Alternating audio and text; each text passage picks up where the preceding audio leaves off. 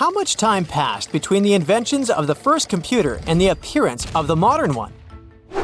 The first electronic computer in history is the ENIAC, Electronic Numerical Integrator and Computer. It was invented in 1945 by American scientists. But there's an older machine. It's the Babbage difference engine. English engineer Charles Babbage built it in 1822. This means more than 200 years have passed since the first computer, and we would have thought so if, at the beginning of the 20th century, divers hadn't discovered a computer more than 2,000 years old. In 1900, a group of divers searched for sea sponges in the Mediterranean Sea between the island of Crete and mainland Greece. But instead of sponges, they found sunken treasure ships. It was one of the most significant archaeological finds of that time. At the bottom were Greek marble sculptures and many other artifacts. Among them, divers found a strange piece of stone the size of a large book. They ignored it and put it with other finds in the museum. A few months later, archaeologists began to study the block and discovered that a strange object with bronze gears was hidden inside it. This shocked all scientists because, according to historical data, such things could not exist in ancient Greece. The technologies of that time were not so developed. Scientists started studying this object and realized they had no idea what it was. They called it the Antikythera mechanism, and they had been trying to unravel its purpose for over 100 years. The fragility of the object added complexity. It had been underwater for a millennia. Its internal instruments were damaged, and when scientists touched them, they fell apart. Over many years of research, the object has split into 82 fragments, becoming a real puzzle for scientists worldwide. They found out that it was a machine designed for astronomical calculations. With the help of X-rays, computer tomography, and virtual modeling, people could partially recreate the image of the mechanism. It was a complex structure consisting of 30 rotating gears that turned the dial. The whole mechanism was set in motion with a hand crank. All this was necessary for the ancient Greeks to track the positions of the moon and the sun and calculate the time of eclipses and the Olympic Games. It's as if Silicon Valley was in ancient Greece and the best minds united to create a revolutionary startup. The Antikythera mechanism showed that people in the distant past had excellent knowledge of astronomy and technologies for studying the starry sky. Considering that time, it was not just a machine, but a supercomputer. People entered data into it and got the result after the complex calculations it performed. In 2016, scientists found an inscription on the device containing more than 3,000 symbols. It was something like a manual for use. The text had information about eclipse colors, celestial body movement, and astrological predictions. It was like a reference list of all the events that happened to the planets in the sky. The Greeks realized that all astronomical bodies in the starry sky moved along the same routes. That is, they had orbits close to the plane of motion of our planet around the sun. Ancient astronomers couldn't calculate the path of their movement, so they created the Antikythera mechanism. This was one of its main functions. The researchers found confirmation of this version in the words of the Roman lawyer Cicero. In one of his quotes, there was a mention of a computing machine created by mathematician Archimedes. According to Cicero, the machine could depict the movement of 5 stars called wanderers. At that time, people called celestial bodies that way. Archimedes had lived before the Antikythera mechanism was invented, but perhaps he created the drawings that became the basis of the device. The mechanism worked, and when you turned the handle on it, it rotated the gears in the front and rear parts of the device. And then, the dial showed you the direction of movement of space objects. Besides, the machine had an astronomical calendar inside and tracked the time of sporting events, such as the Olympic Games, and also helped to calculate the exact time of the eclipse. Apparently, the Antikythera mechanism was something like a powerful organizer used by scientists or wealthy citizens of Greece. But what is most unusual is that its creator probably installed the function that changed the observation properties depending on the observer's location. This means that ancient astronomers had to enter different coordinates in different areas for the correct result. NASA computers can do all these things today. These expensive multi-million-dollar devices work with electricity, chips, processors, and thousands of other things. And the ancient Greeks achieved the same result 2,000 years ago with the help of this small device. This changes the idea of the technologies of ancient Greece. People of that time had plumbing and used steam to control some equipment. They were developed, but no one expected them to go so far. Archaeologists were sure that people of ancient times used giant rough gears to operate windmills. And now, it turns out that they could create small and complex mechanisms that modern scientists couldn't figure out for 100 years. Divers continue to study the seabed where the Antikythera mechanism was found. They have already found other items, such as nails from the ship and a bronze ring. Such underwater excavations are dangerous and complicated, so the research takes a long time. Experts think that the Antikythera mechanism was not a single copy. Perhaps the ancient Greeks made the same or similar machines. Maybe they're hidden somewhere or were melted down to create something else. In those days, bronze was a costly metal, so when ancient astronomical computers broke down, people could melt them and sell the metal. Some researchers refer to the Antikythera mechanism as the ancient prototype of all modern devices. Phones, computers, and tablets have something in common with this machine. By the way, have you heard of the odometer device? This device tracks the distance traveled by car or other means of transport. Nowadays, odometers are digital, but this technology used to be mechanical, and the ancient Greeks were the first to invent it. According to some records, Archimedes might have created it. The Roman later adopted this device for use during long journeys to aid in road construction. The ancient Greeks were the first to attempt to understand the rules of geometry. The Babylonians and Egyptians used geometry in different spheres of life. However, the Greeks decided to use logical reasoning to establish the rules and formulas that we still use today. Archimedes observed that when a solid object was immersed in water, it displaced a mass of water equal to the volume of the object. Have you heard of the Hippocratic Oath? This document is read aloud by all doctors before they start practicing medicine. For us, concepts such as confidentiality between a doctor and a patient seem commonplace, as well as a doctor's duty to always try to cure and save people's lives. But all of this was invented by ancient Greek Hippocrates. In addition to the famous oath, he was one of the first to make a scientific leap in medicine. In ancient times, people viewed illnesses as punishment for bad deeds. But Hippocrates discovered that diseases were natural and that the human body could react differently to them. This may seem obvious now, but the ancient Greeks reached this conclusion in 460 BCE.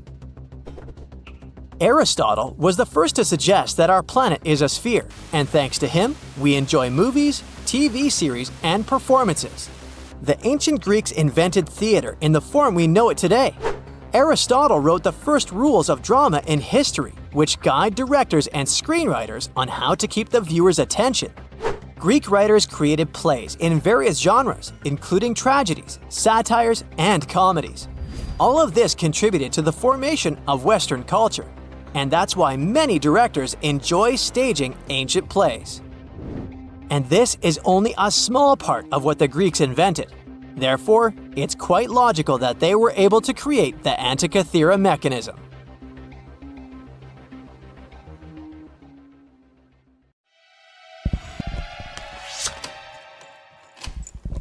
In Colombia, people saw a small round object floating in the sky which then fell to the ground.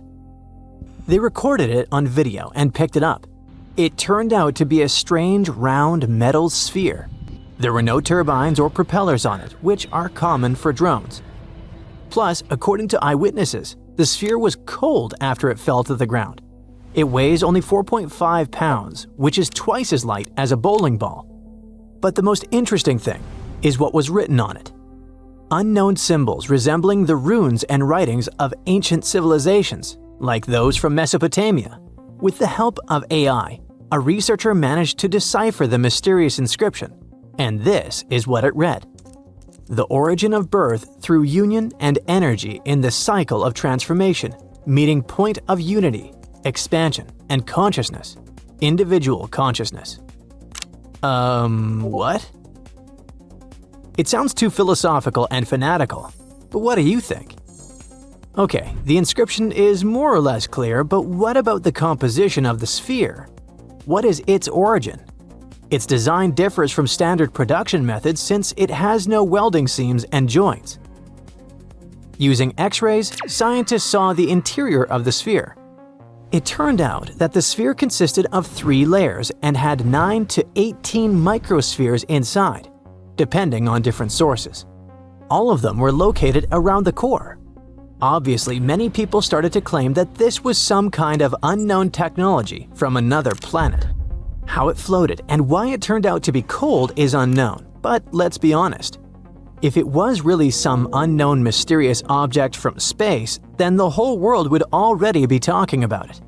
The sphere looks like an art object or something like that. And all these tricks with hovering as well as the encrypted message seem to be part of some kind of performance. Most internet users have the same opinion, by the way. What do you think is the point of this project? Perhaps the artist wanted to show how easy it was to make people believe in extraordinary things. Or if you read the deciphered words attentively, it looks like a philosophical message encouraging us to stop ruining the planet and claiming that progress and nature must unite. But how did it fly? Perhaps the artist or someone else drew a flying sphere on a computer and added it to the recorded video and then threw it on the ground. To be honest, the sphere from Colombia is not very surprising, unlike these small spheres that were found in a 3-billion-year-old rock. It happened in South Africa in the 80s. Mysterious spheres similar to tiny cricket balls are called Klerksdorp spheres. They have a smooth surface and tiny lines running through the center. They look like they were created by some ancient cave human, but the only catch is that 3 billion years ago, there were no humans. There weren't even any dinosaurs. So who or what created these things? Many pseudoscientists say that the spheres were created by extraterrestrial civilizations. An employee of the museum where they were kept even said the spheres spun on their own. How was it possible? A thorough analysis revealed the truth. The answer was simple. The creator of the spheres is nature. These things are called concretions and are found in various places around the world. The small balls are made up of various minerals and rocks. But how does nature create them? There's a small grain of sand inside the stone. For millions and billions of years, water with minerals envelops this grain in layers, and thus, a small ball is formed. And these lines on the sphere are the traces of the stone inside which this sphere grew. But how did they roll in the museum?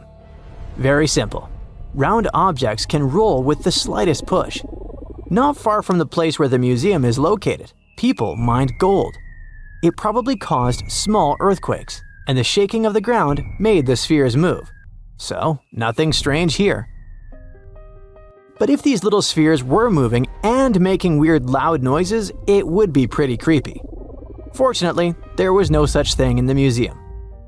But something similar happened in Jacksonville. A large metal sphere the size of a bowling ball became perhaps the most famous sphere in the world after the Betts family found it at the Fort George Island Forest in 1974. Jerry, Antoine, and their 21-year-old son Terry were walking in the woods around their private property when Terry found a mysterious metal ball. He thought it was a beautiful souvenir, so he took it with him. The strange artifact stayed in the house like a trinket. No one paid any attention to it until Terry started playing guitar. At that moment, the sphere rolled on its own. Or not. You'll find out later. It changed direction and stopped, then vibrated and made a high-pitched sound that made dogs whine and cover their ears. All the family members immediately realized that this was something bizarre. One of the first people the Betts family told about the sphere was a radio host who loved mysterious stories. It's worth noting that in the 70s, the topic of extraterrestrial civilizations was very popular.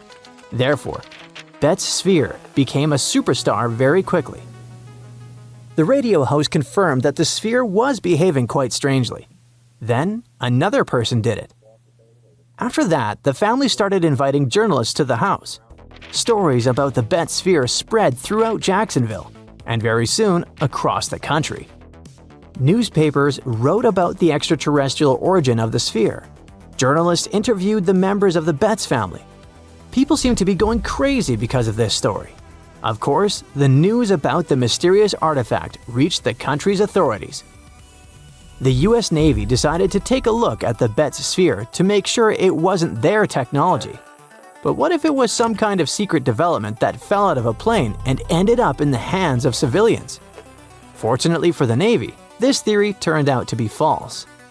They analyzed the sphere and found out that it was made of stainless steel, but they couldn't figure out who its creator was. But they knew for sure that the sphere had been made on Earth.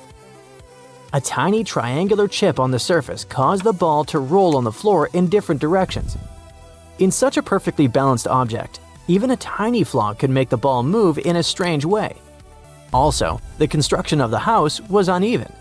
Any light touch caused the sphere to move and change direction.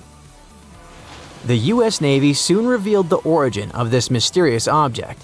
It was a large ball bearing that was used as a ball check valve in the pipeline system of a chemical plant. Sometime later, news broke that another similar sphere had been found. It turned out to be part of a valve used in a paper mill. Over time, other details turned up.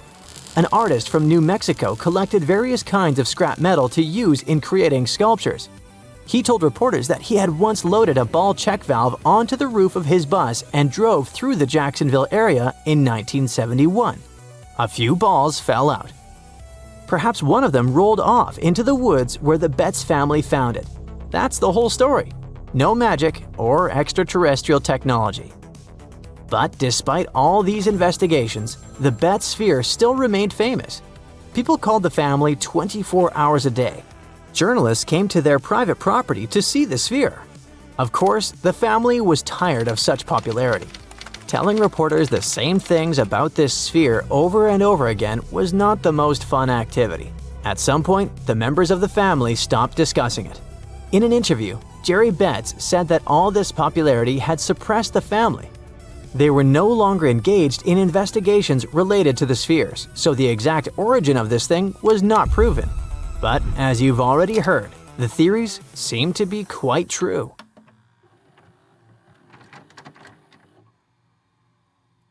Archaeologists recently found something fascinating from a forgotten Maya kingdom, a tomb hidden in a collapsing pyramid. Inside, there was a king buried for 1,700 years. A jade mask that looks almost human, but not quite.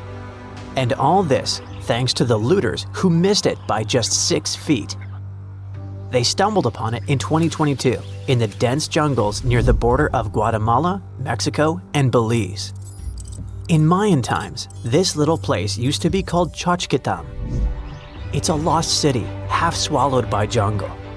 This place meant pretty much nothing compared to other big Mayan cities, like Tikal or Teotihuacan, or so we thought. The team found a tomb of a Mayan ruler. The artifacts, the names of kings, all this revealed that Xochitlam wasn't just some tiny village. It was a pretty important place for that culture, and what they found inside that tomb may rival the treasures of any Maya metropolis.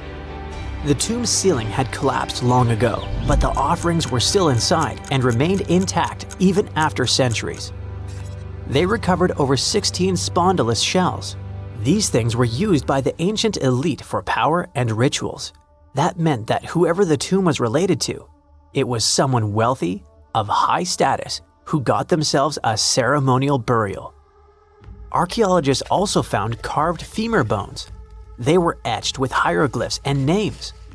Maya literally wrote their history in human remains. Researchers want to dive super deep and get a DNA analysis on the bones. Maybe that will help uncover familial ties, origins, or health problems these people might have faced. And most important of all, the mosaic jade mask.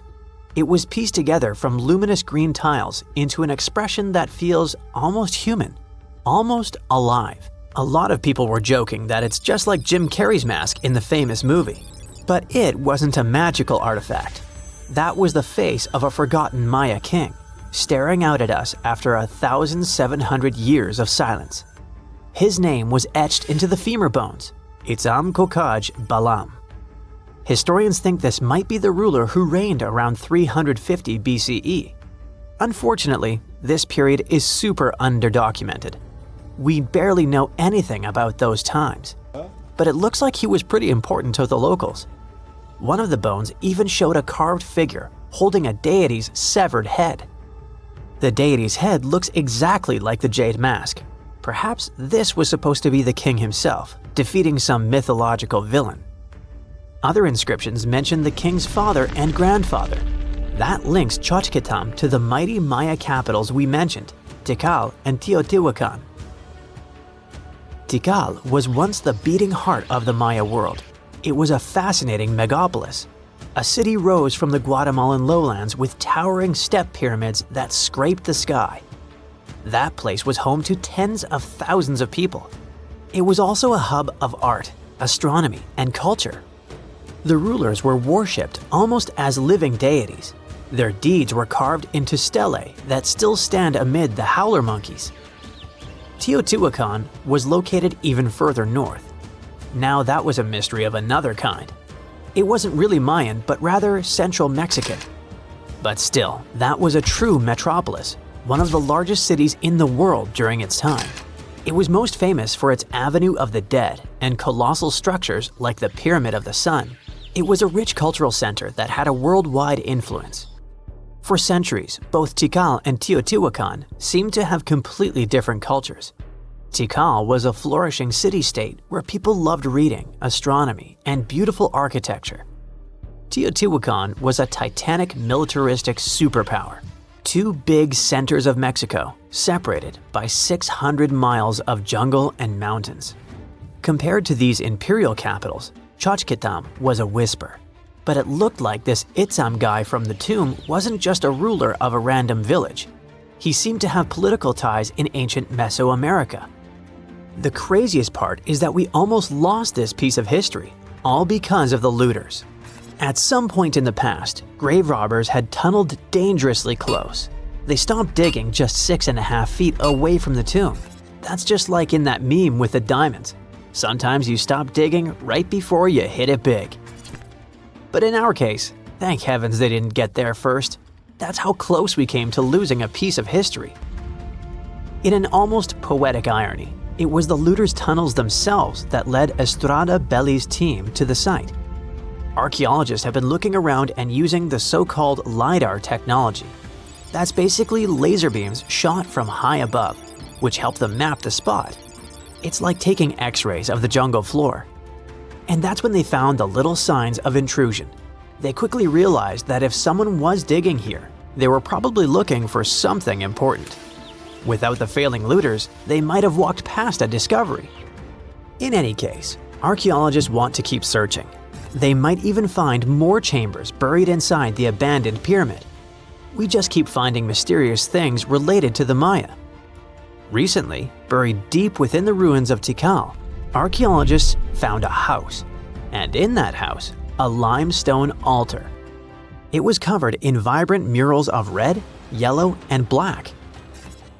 What's weird is that this build wasn't made by Maya. It was unmistakably Teotihuacan in style. And just like the tomb from before, it was made about 1,700 years ago. The altar was discovered inside a Maya-era residence known as Group 6DX7. It stood 3.5 by 6 feet right in the center of the home.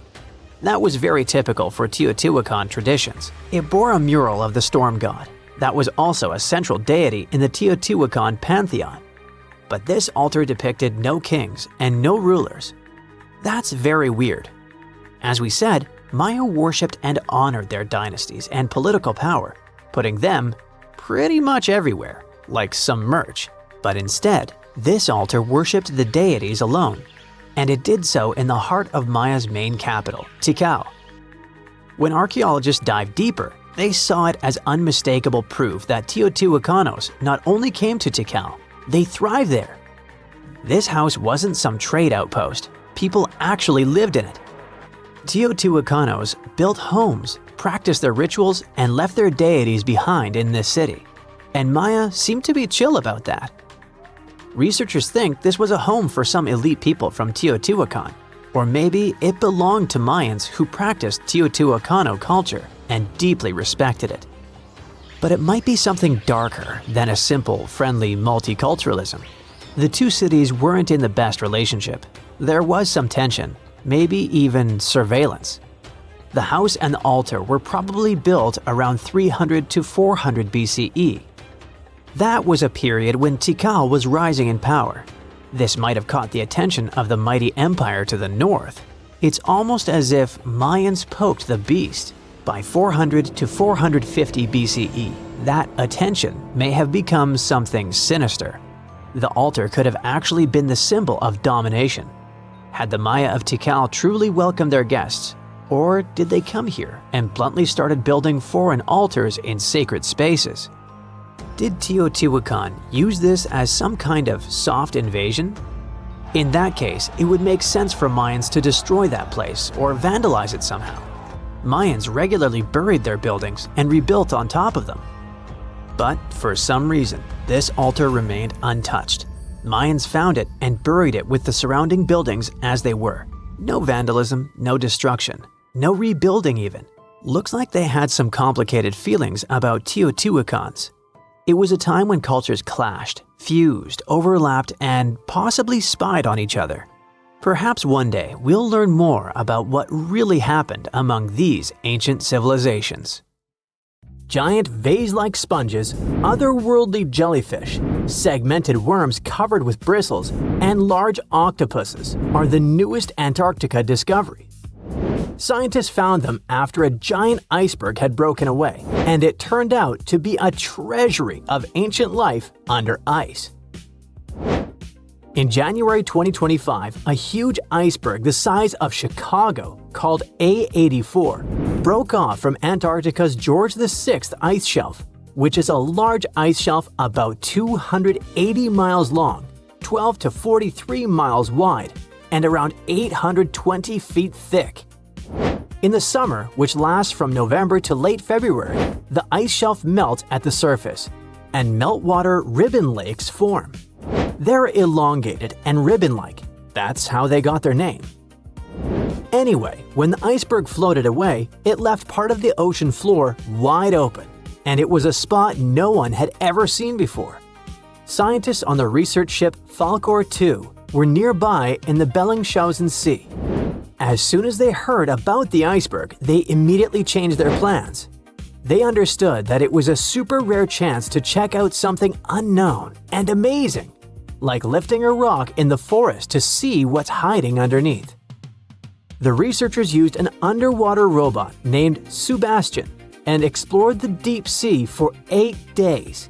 They went as deep as over 4,200 feet. Down there, they found a hidden ecosystem. There were big corals and sponges literally packed with sea animals. A whole world under the ice. The researchers thought they'd find some life down there, but they didn't expect to see so much. And this underwater ancient life wasn't just surviving, it had been thriving in that harsh, icy place for a really long time. Anemones that looked like fluffy little trees, sea spiders, ice fish, octopuses. The research was live streamed to scientists from all over the world, and those live streams are actually in open access. The coolest thing was that some discovered creatures seemed to be new species. Yes, there are probably new species in Antarctica in 2025, and some might only live in this region. That's because Antarctica isn't just really far away, it's been cut off from the rest of the world for millions of years. The Antarctic circumpolar current surrounds it, like a big water moat surrounding a castle. But even if it turns out that those species are not new, the scientists have still found snails, worms with bristles, crustaceans, like tiny crabs and shrimp, and a species of the phantom jellyfish. Those are super rare and look otherworldly. Their official name is too complicated, so let's just call them the giant phantom jelly. This jellyfish is huge. Its bell, the round umbrella part on top, can be more than 3 feet wide. It has 4 long arms that trail behind it. Each one as long as 33 feet, about as long as a school bus.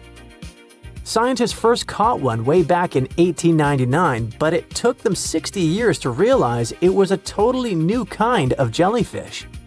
The phantom jellyfish has a see-through purplish body that looks kind of ghostly. Instead of normal jellyfish tentacles, it has these ribbon-like arms that help it catch food and pull it into its mouth right in the middle. Even though jellyfish don't have brains like we do, researchers watching the giant phantom jelly noticed something surprising. The otherworldly creature seemed to move its arms very carefully and with control, especially when swimming through tight spaces on the seafloor. It looked like it was being very cautious and deliberate. Ugh, creepy. Another sentient being? Jellyfish have a simple nerve net instead of a brain, which helps them sense the world around them.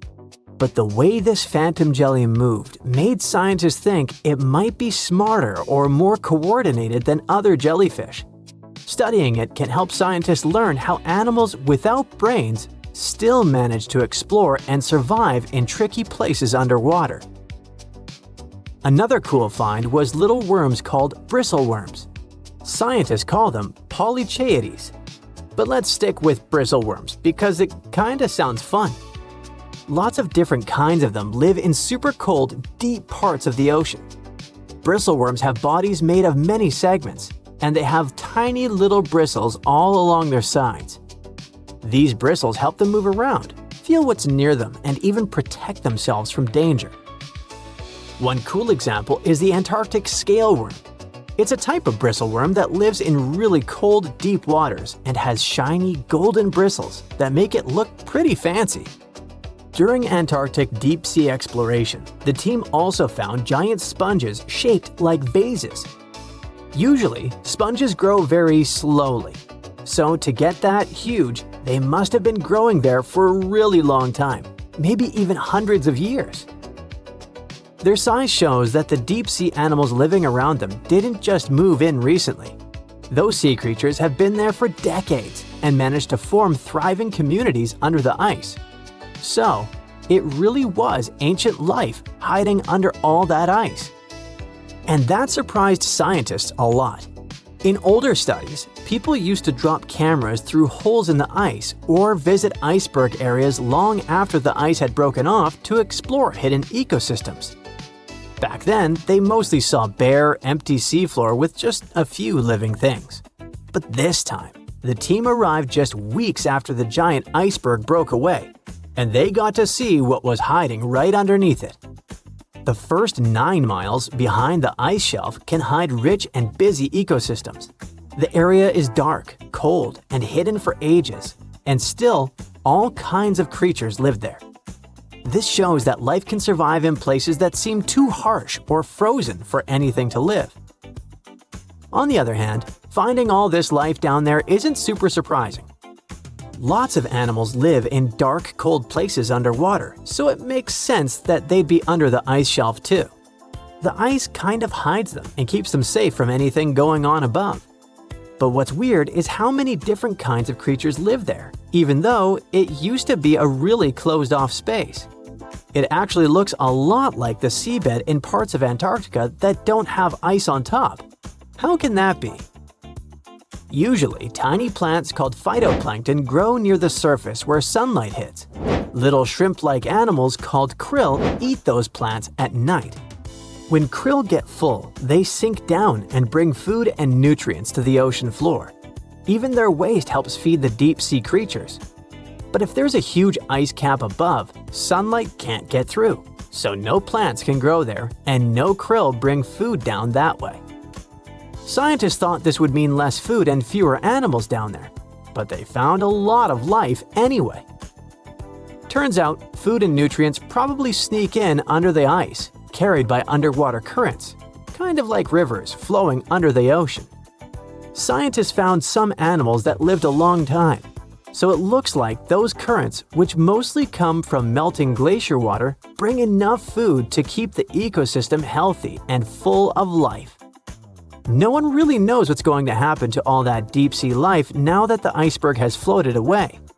Those creatures have lived under the thick ice for who knows how long, in super stable, pitch-black conditions.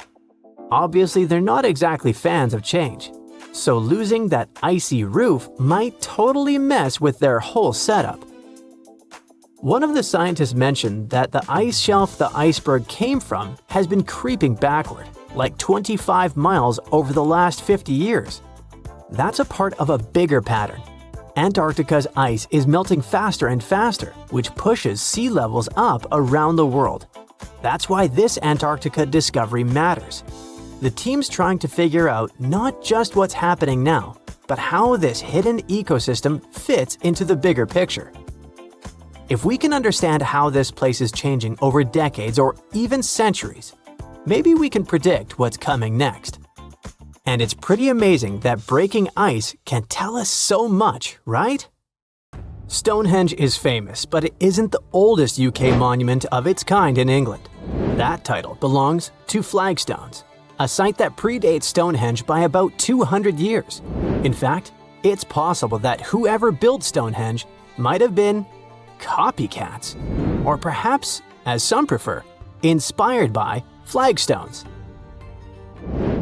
Let's start unraveling the mystery of flagstones by looking at its exact age. To crack this ancient puzzle, scientists turned to a powerful technique: radiocarbon dating prehistoric monuments. This method works on organic materials like wood, bone, or charcoal that are up to about 60,000 years old. Each of these materials contains something called carbon-14. When an organism passes away, its carbon-14 starts to break down at a predictable rate. By measuring how much is left, scientists can estimate the age of these ancient objects.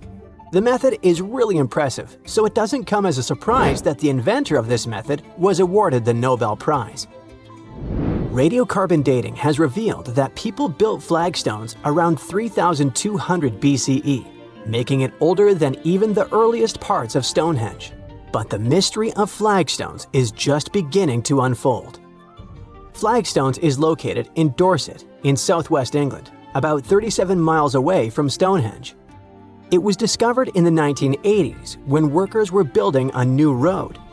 Archaeologists dug up a huge circular ditch about 330 feet wide, made with overlapping pits. Inside the pits, they found the remains of at least 7 people, a cremated adult, 3 young individuals, and 3 other adults whose bodies were partly cremated. This shows that people could have used the site as an ancient cremation burial site.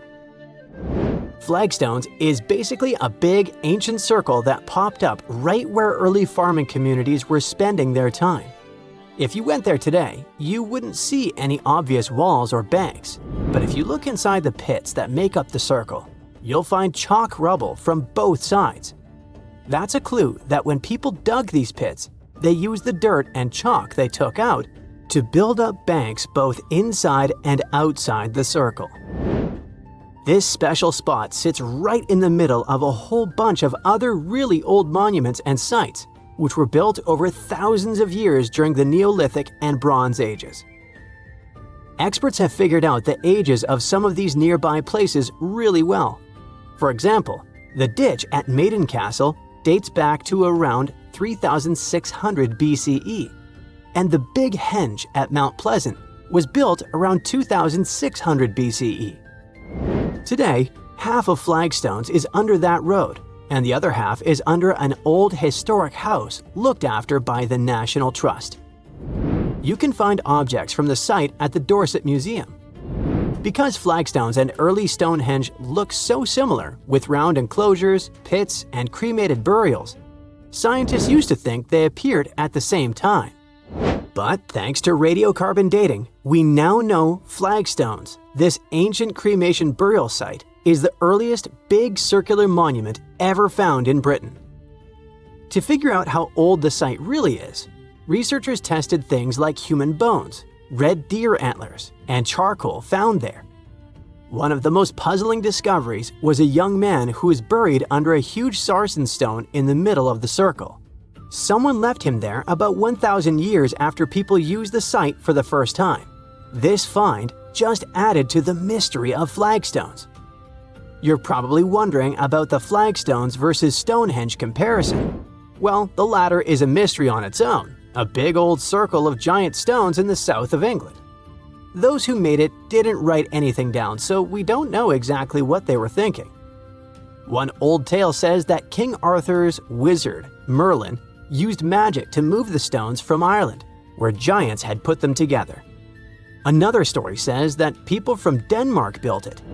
Today, some people think extraterrestrial visitors made it. A man named John Aubrey started studying Stonehenge in the 1660s. He thought the Celts had built it for their priests, called Druids, but that turned out to be wrong. Radiocarbon dating of this prehistoric monument shows that its constructors built it in phases over several centuries. The construction started around 3100 BCE and continued till around 1600 BCE. First, about 5,000 years ago, it was just a round ditch in the ground. Then people added wooden posts. Around 2600 BCE, they brought big blue stones from Wales. Later, they added sarsens, even bigger stones, each weighing as much as 5 elephants. They moved those stones from 19 miles away and placed them in a big circle with 5 tall stone arches shaped like a horseshoe. Experts think building Stonehenge took more than 20 million hours of hard work. And that's a lot of teamwork, strength, and planning for people who didn't even have machines. These days, there are a few different ideas about what Stonehenge was really used for. Some experts think it was a sacred place where people gathered for religious ceremonies. Others believe it was an early kind of science center used to study the sky and track time. Both groups notice that the stones at Stonehenge are lined up with the sun and moon, so people may have used the site to mark the changing seasons, especially during the summer and winter solstices. Some think it worked like a giant calendar, helping people figure out dates or predict things like solar eclipses. Stonehenge was an ancient cremation burial site too, at least for some time. Anyway, if we continue with the flagstones versus Stonehenge comparison, we can't but dwell more on the age of these monuments. Flagstones is older than Stonehenge. In fact, it's one of the oldest UK monuments. It's really special because it's the most ancient big round enclosure ever found in Britain. According to the newest studies, its age is about 5,200 years old. After it was built, more and more round monuments started popping up in other places too. Before its construction, most ancient monuments were long and straight, like rectangular barrows or burial mounds, or long ditches called cursus monuments. Some had even more random shapes, but the Flagstones monument shows a big change. People were starting to build in circles instead. Some experts think this idea of circular monuments might have come from Ireland, where people were already burying cremated bodies in round tombs. On the other hand, even though Flagstones has turned out to be older than Stonehenge, the new findings suggest that Stonehenge might need to be redated. Some of the objects found at Stonehenge, like animal bones, are actually older than the main structure itself. For example, near the entrances to Stonehenge, archaeologists found deer bones and cattle skulls that date to around 3,200 BCE. Experts used to think that people kept those bones for a long time before burying them. But it's possible there was an early version of Stonehenge made from overlapping pits that existed before the big circular ditch was built around 2,900 BCE. Now, could Flagstones and Stonehenge have been part of a bigger shared tradition? Could there have been other ancient cremation burial sites in the UK? After all, these constructions aren't the only round prehistoric monuments in Britain. In Wales, there's a similar site called Stonehenge, which also looks like a circular burial place. Such a way of burying the deceased might have been a common custom across the UK because you can see similar structures in Eastern Ireland. In the Boyne Valley, for example, there are ancient places like the Mound of the Hostages that people used in the same way. Now, researchers want to do more digging in Ireland to see if some of those monuments were built before 3200 BCE. If they're even older than flagstones, they might help explain where the idea of building round burial sites started and why people across Britain and Ireland were building them. The more we learn, the better we'll understand what these sites were really for and how the people back then might have shared beliefs and traditions across the sea. Hopefully, one day, we'll figure out the mystery of flagstones, one of the oldest monuments in the UK. Lake Michigan is one of the largest and most mysterious freshwater lakes in the United States. And now, deep inside it, scientists have stumbled upon something unexplainable: vast, round craters scattered all across the lake's floor. It all started in 2022. A team of researchers wanted to map the lake's bottom and look for some shipwrecks. At first, they were sure it's going to be just some typical rocky terrain or sandy patches. But what they saw on their sonar screens stopped them cold. Strange circular shapes that looked almost too perfect to be natural. They were hiding about 500 feet beneath the surface, in places where the water turns dark and impenetrable. Those guys are huge, ranging from 300 to 600 feet wide. They also plunge nearly 40 feet deep. And there are dozens of them, neatly arranged like some footprints. But the team had no idea what these things were. Then, in August 2024, the mystery only deepened. Using a remotely operated vehicle, they got a closer look at these formations. There were about 40 of them. No one had ever seen anything quite like this before in the Great Lakes. What could have created those craters? Could they be ancient? Perhaps remnants of some geological event lost to time? If that's the case, it's weird how long these holes have likely been sitting there, undisturbed. Theories started popping up. One possibility was that they could be sinkholes or dolines. Those are basically holes that suddenly appear in the ground when the surface layer collapses. The rock beneath the surface, often made of limestone, gets slowly dissolved by water over time, creating voids underground. When the surface of those voids can no longer hold its own weight, it caves in, and this forms a hole. Think of it like when you poke a straw through the lid of a drink. Sinkholes can be small dips or huge, spanning up to 2,000 feet. They can happen gradually or all at once. Sometimes they can swallow entire cars or even buildings. And Lake Michigan sits on limestone bedrock. It erodes pretty easily when water flows through it. Sinkholes like these have already been found in Lake Huron, and they look kinda similar. But there are some plot holes, no pun intended, with this theory. For example, it's wild how they all would be so huge. It's also weird and pretty rare for sinkholes to occur in a lake bed. They also kinda resemble a straight pattern. They seem to extend generally southward, forming a loose line, which is pretty weird. If these are sinkholes, then they're definitely not playing the usual geological rules. Though it might be some new, unusual process at play beneath the lake's surface that we haven't discovered yet. There's another theory though: glaciers. Glaciers are wild rivers of ice. They covered much of the Earth during the last ice age, and they're incredibly powerful.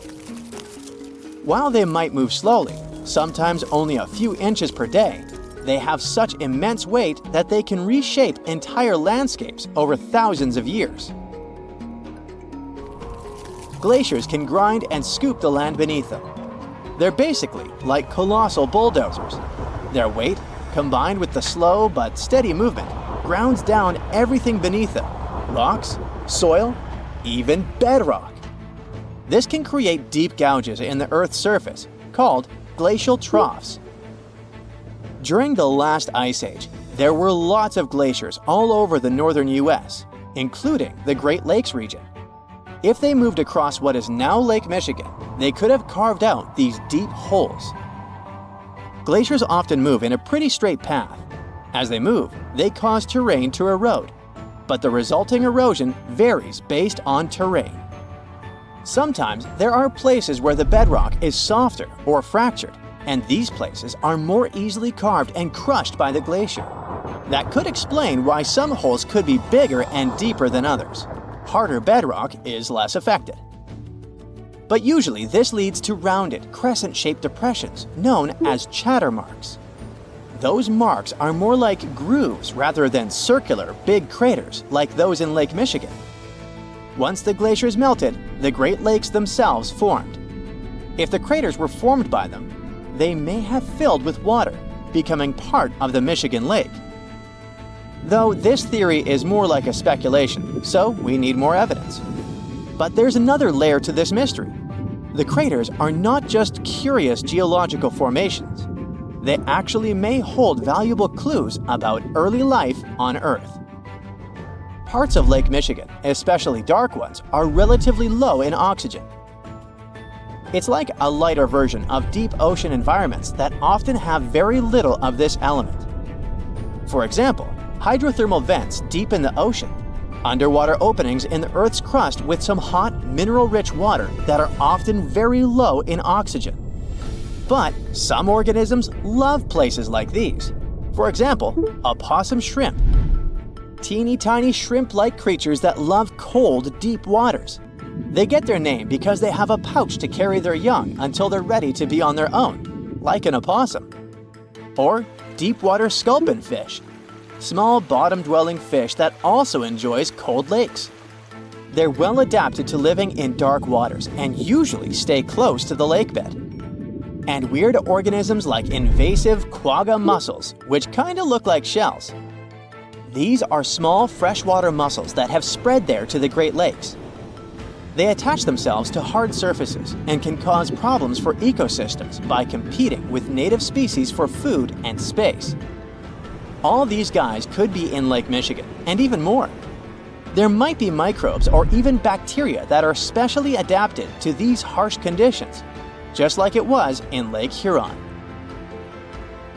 There's only a handful of creatures that could survive deep within these craters, and studying them could give us insight into how life once flourished in Earth's ancient, oxygen-poor oceans. That's because it's in places similar to these, where some of the earliest life forms thrived. Early Earth had an atmosphere with little oxygen, although it was much more hot and ancient microbes adapted to this. The Great Lakes, especially Lake Michigan, have always had a bit of a ghostly reputation. Like even this mission was organized to study the shipwrecks. There were about 6,000 of them in the Great Lakes. Many of these wrecks are still sitting on the lake beds, preserved by the cold, fresh waters. And shipwrecks aren't the only strange things tied to the Great Lakes. Over the years, there have been stories of unexplained disappearances. Boats and even planes have vanished without a trace. The lakes, often calm on the surface, can suddenly turn dangerous with unpredictable storms and massive waves, leading to these mysterious events. Not even mentioning all the creepy stuff people noticed there over the centuries, such as ghostly lights above water or bizarre weather patterns like eerie, sudden fogs that seem to appear out of nowhere. In 2007, they even discovered some prehistoric structure that looks like Stonehenge there. Well, it was way smaller, but still. It lay about 40 feet below the surface in the heart of Grand Traverse Bay, and it's speculated to be about 9,000 years old, way older than Stonehenge. Looks like this is a print of those who lived in the area thousands of years ago. These massive stones are arranged in a careful, winding pattern stretching over a mile. They range in size from basketballs to compact cars. But one, in particular, stands out.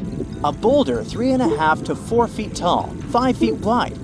It's etched with the image of a mastodon. a creature that roamed the Earth about 11,000 years ago before it went extinct. It probably sank there during the end of the last ice age we mentioned.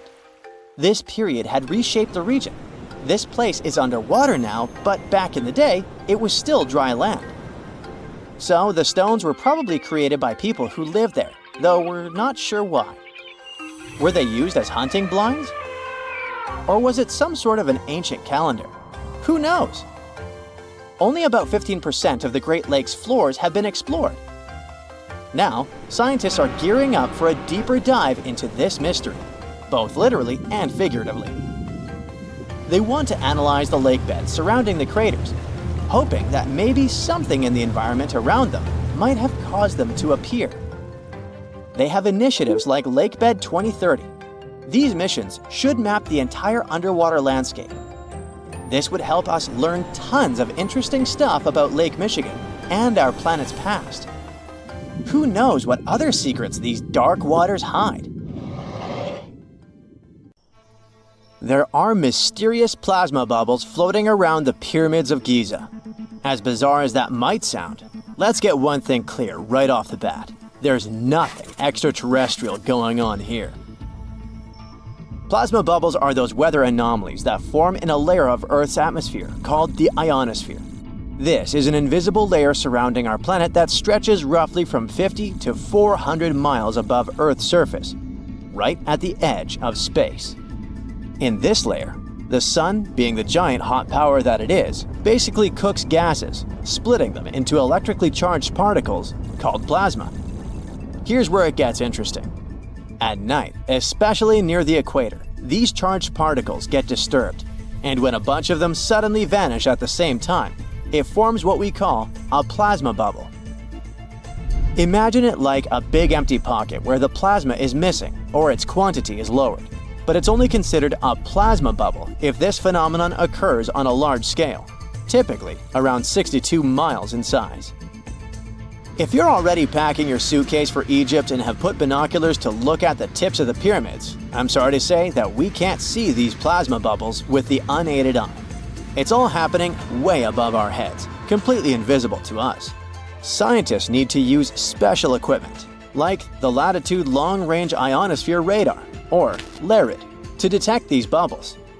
This advanced technology helps researchers track and observe the movement and formation of plasma bubbles in real time. This formation, by the way, can be triggered by solar storms. That brings us to November 2023, when an impressive solar storm occurred. On a scale from 1 to 5, this one was classified as a G3, which is considered a strong event. Solar storms occur when sunspots are basically cooler, darker areas on the sun's surface, release bursts of energy into space. These flares triggered several geomagnetic storms on Earth. While this might sound like doomsday stuff, it didn't disrupt our daily lives too much. In fact, it was great news for skywatchers, since the solar storm created stunning auroras, with the northern lights visible as far south as Greece and Turkey. But this particular storm in 2023 also had another interesting consequence. It caused the largest plasma bubble ever recorded by the Chinese radar. This phenomenon was so massive that it covered regions as far apart as the Egyptian pyramids and the Midway Islands in the Pacific Ocean. Now that's a huge distance, and it is a big deal for science. And that's because plasma bubbles are a growing threat to modern technology. Experts say they can disrupt satellite communications and GPS systems. So if you're using Google Maps or Waze and suddenly it can't figure out where you are, a plasma bubble might be to blame. Great. We now know what's going on with those bubbles, detected above the pyramids of Giza. But things get even weirder inside this ancient construction.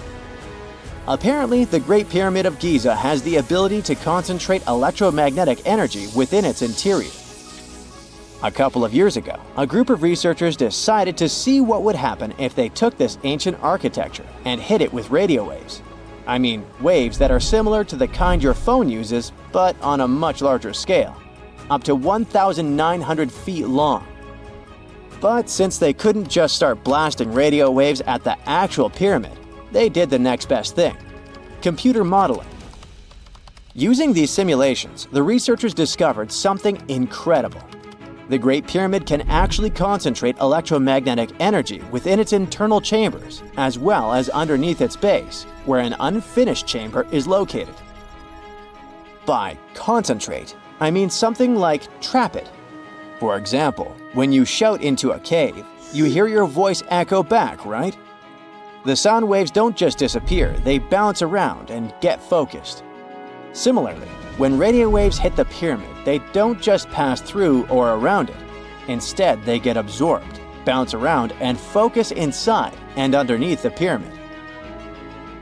Our list of mysterious phenomena surrounding the Egyptian pyramids doesn't end there. Inside the pyramid, there's a long, narrow passage that leads to what's known as the King's Chamber. This room sits at the center of the pyramid, and it's believed to have been the final resting place of Pharaoh Khufu, the ancient Egyptian leader who commissioned the entire thing over 4,000 years ago. When visitors step into the King's Chamber, two things normally strike them: the room's incredible acoustics and its heavy, imposing structure, which is entirely lined with red granite. Recently, scientists have started to connect these two facts. Some researchers now believe that the King's Chamber might be able to catch or pick up sound energy generated from other parts of the pyramid. In other words, this room might have been designed to amplify sound in a way that no other chamber in the pyramid can. To test this theory, researchers conducted an experiment where they sang in the Queen's Chamber, which is located directly below the King's Chamber. Here's where it gets wild. The music couldn't be heard in the lower underground rooms of the pyramid, but it sounded loud and clear in the King's Chamber. One possible explanation for this is the type of stone used in the King's Chamber: pink granite. Granite is known for its piezoelectric properties, meaning it can absorb energy from its surroundings, like sound vibrations, and convert it into electrical energy. This suggests that the chamber's unique acoustics might be due to more than just the shape of the room. It could be that the granite itself plays a role in amplifying and concentrating sound waves. According to scientists, these discoveries open up a whole new field of research into the pyramid's potential. Could the ancient pyramids have somehow harnessed the energy created by sound waves, or even Earth's natural vibrations? It might sound far-fetched, but considering the granite's piezoelectric properties are well documented in modern science, it's not entirely impossible. Who knows? Maybe we've only just scratched the surface of what the pyramids were truly capable of.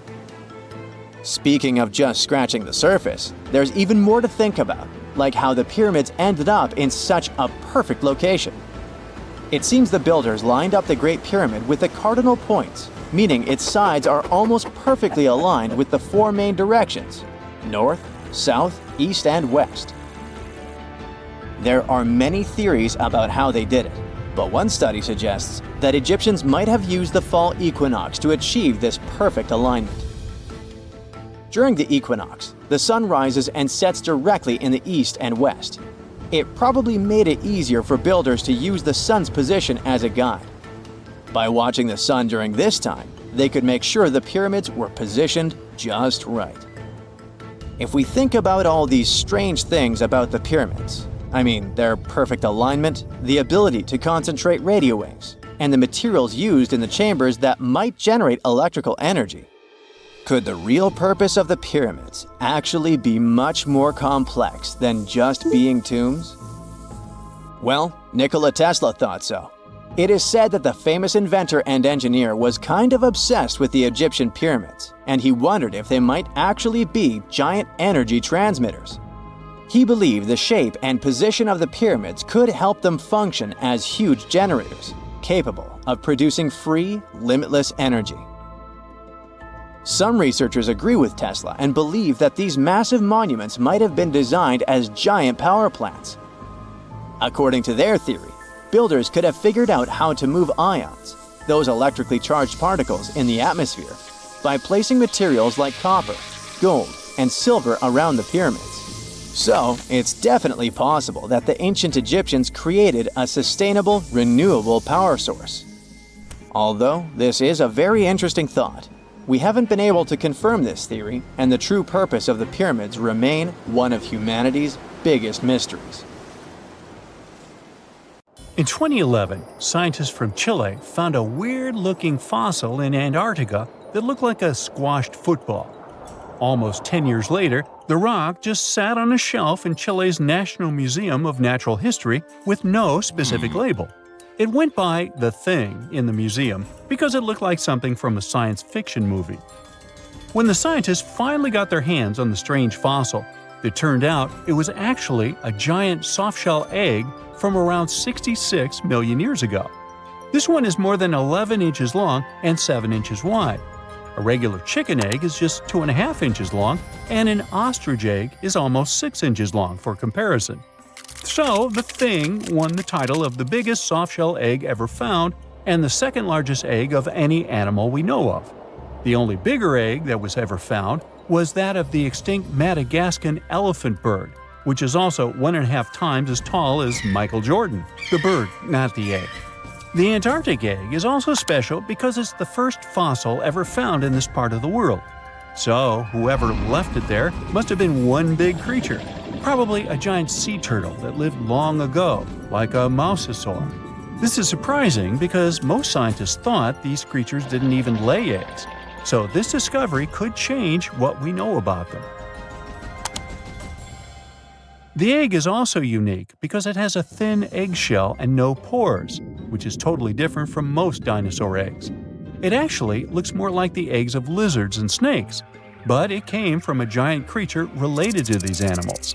No known dinosaurs or flying reptiles from that time and place were big enough to lay such a huge egg, so it must have been a mosasaur after all.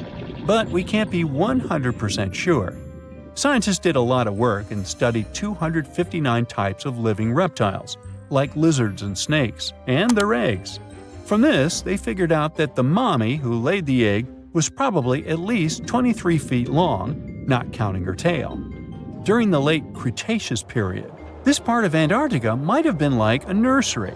Paleontologists have found bones of tiny mosasaurs and plesiosaurs in the same area, along with bones from the grown-up ones. Archaeologists in Norway made another cool but literally discovery and found dozens of arrows that had been hidden in ice for 6,000 years. They were melting out of a large ice patch in the high mountains, covering an area of about 45 football fields. In 2014 and 2016, when the summers were extra warm, scientists went to an ice patch called Langfoni to look around. They also found lots of reindeer bones and antlers there. Some of the arrows were whole and some in pieces, along with 5 arrowheads around the melting ice patch. This is more arrows than have been found at any other frozen site in the world. Some of the 68 found arrows date back to the Neolithic period, and the newest ones are from the 14th century of the Common Era. Ice is like the perfect time machine that can preserve whatever ends up there in an almost perfect condition. Langfoni became famous as one of the first ice patch sites after a local hiker found a 3,300-year-old leather shoe right next to its edge. Scientists are studying places like this to understand how people use these sites and how the ice patches from Norway to North America changed over time. Now, once upon a time, around 32,000 years ago, to be exact, a squirrel buried some seeds near a river in Siberia. Am I the only one getting the Ice Age vibes? Anyway, these seeds belong to a plant with cute white flowers. Thousands of years later, a group of scientists found these seeds buried deep in the frozen ground, about as far down as a 12-story building is tall. The seeds were surrounded by ice and bones of animals, like mammoths, bison, and woolly rhinoceroses. The mature seeds had been damaged, maybe by some squirrel, but some of the younger seeds still had good plant parts inside them. The scientists carefully took those out and put them in small containers to help them grow. And here comes the coolest part. They were able to grow the plants. Their flowers were shaped a little differently from the flowers of the same plant that grows today. After a year, the Ice Age plant even made new seeds. Based on this, the scientists suggested that permafrost could be a depository for an ancient gene pool, and we could find extinct species there and bring them back to life. Scientists on an icebreaker in Antarctica were looking for whales but found something way more unusual. The camera behind the ship, which is as heavy as a car, detected 16 million icefish nests on the floor of the Weddell Sea. The nests were located about every 10 inches in all directions and covered an area of 93 square miles, which is slightly bigger than the whole of Washington, D.C. The colony even had a distinct border, which was a line in the sand. The scientists were in the area because they were studying a special spot in the ocean where the water was a little warmer than the water around it. In this warmer water, they found tiny animals called zooplankton near the top. When the young icefish hatch, they swim up to this area to eat the zooplankton before going back down to the seafloor to grow up and have their own offspring. Since there was so much food, it made sense to see icefish in this warm water, but they didn't expect to find such a huge number of icefish nests, much more than anyone had ever seen before. New Zealand's Antarctic Heritage Fund found some old photo negatives in a hut in Antarctica. They turned out to be unique images from the Ross Sea Party. It was a famous failed expedition led by Ernest Shackleton.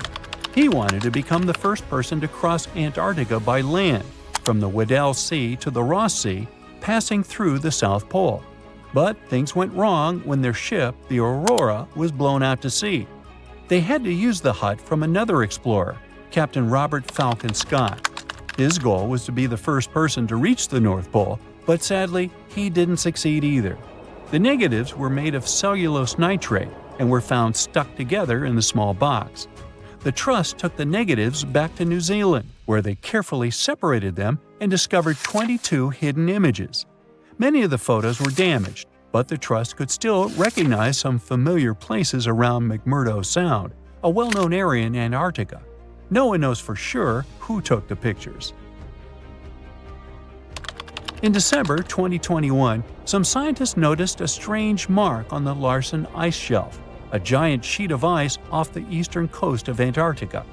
They thought it might be a river flowing under the ice, so they drilled down over 1,600 feet to check it out. They expected to find water, but they didn't expect to see that the water was full of fast-moving creatures called amphipods.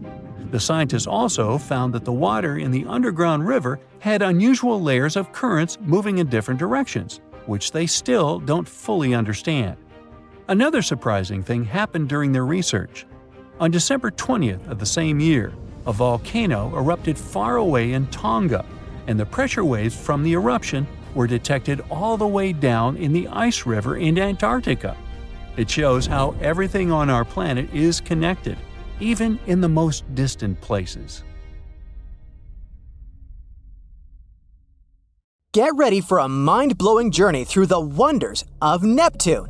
When the famous Voyager 2 spacecraft reached Neptune in 1989, it stumbled upon some incredible surprises. Picture this: 6 new moons, mesmerizing rings, and 2 wild storms that could make your hair stand on end. These storms were no ordinary tempest.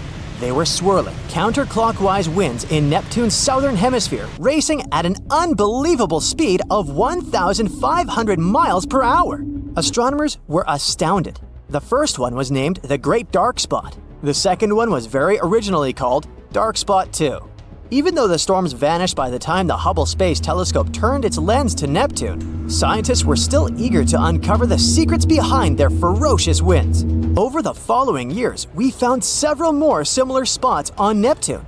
Hubble has been our interstellar paparazzi, capturing breathtaking images of these wild storms. In 1994, it snapped photos showing that the 2 spots previously seen by Voyager 2 had vanished into thin space, proving that these storms don't stick around for long. Well, at least not by giant planet standards. Then, in 2015, astronomers were analyzing images of a small whirlwind on Neptune, and they noticed something extraordinary happening. Bright white clouds began swirling in a different spot, and by 2018, voila! A massive dark storm as wide as Earth had burst into existence right there. It was the first time we've ever witnessed this storm being born with our own eyes. Imagine being there to witness the moment a great dark spot storm is born on Neptune. It's like watching a cosmic miracle unfold.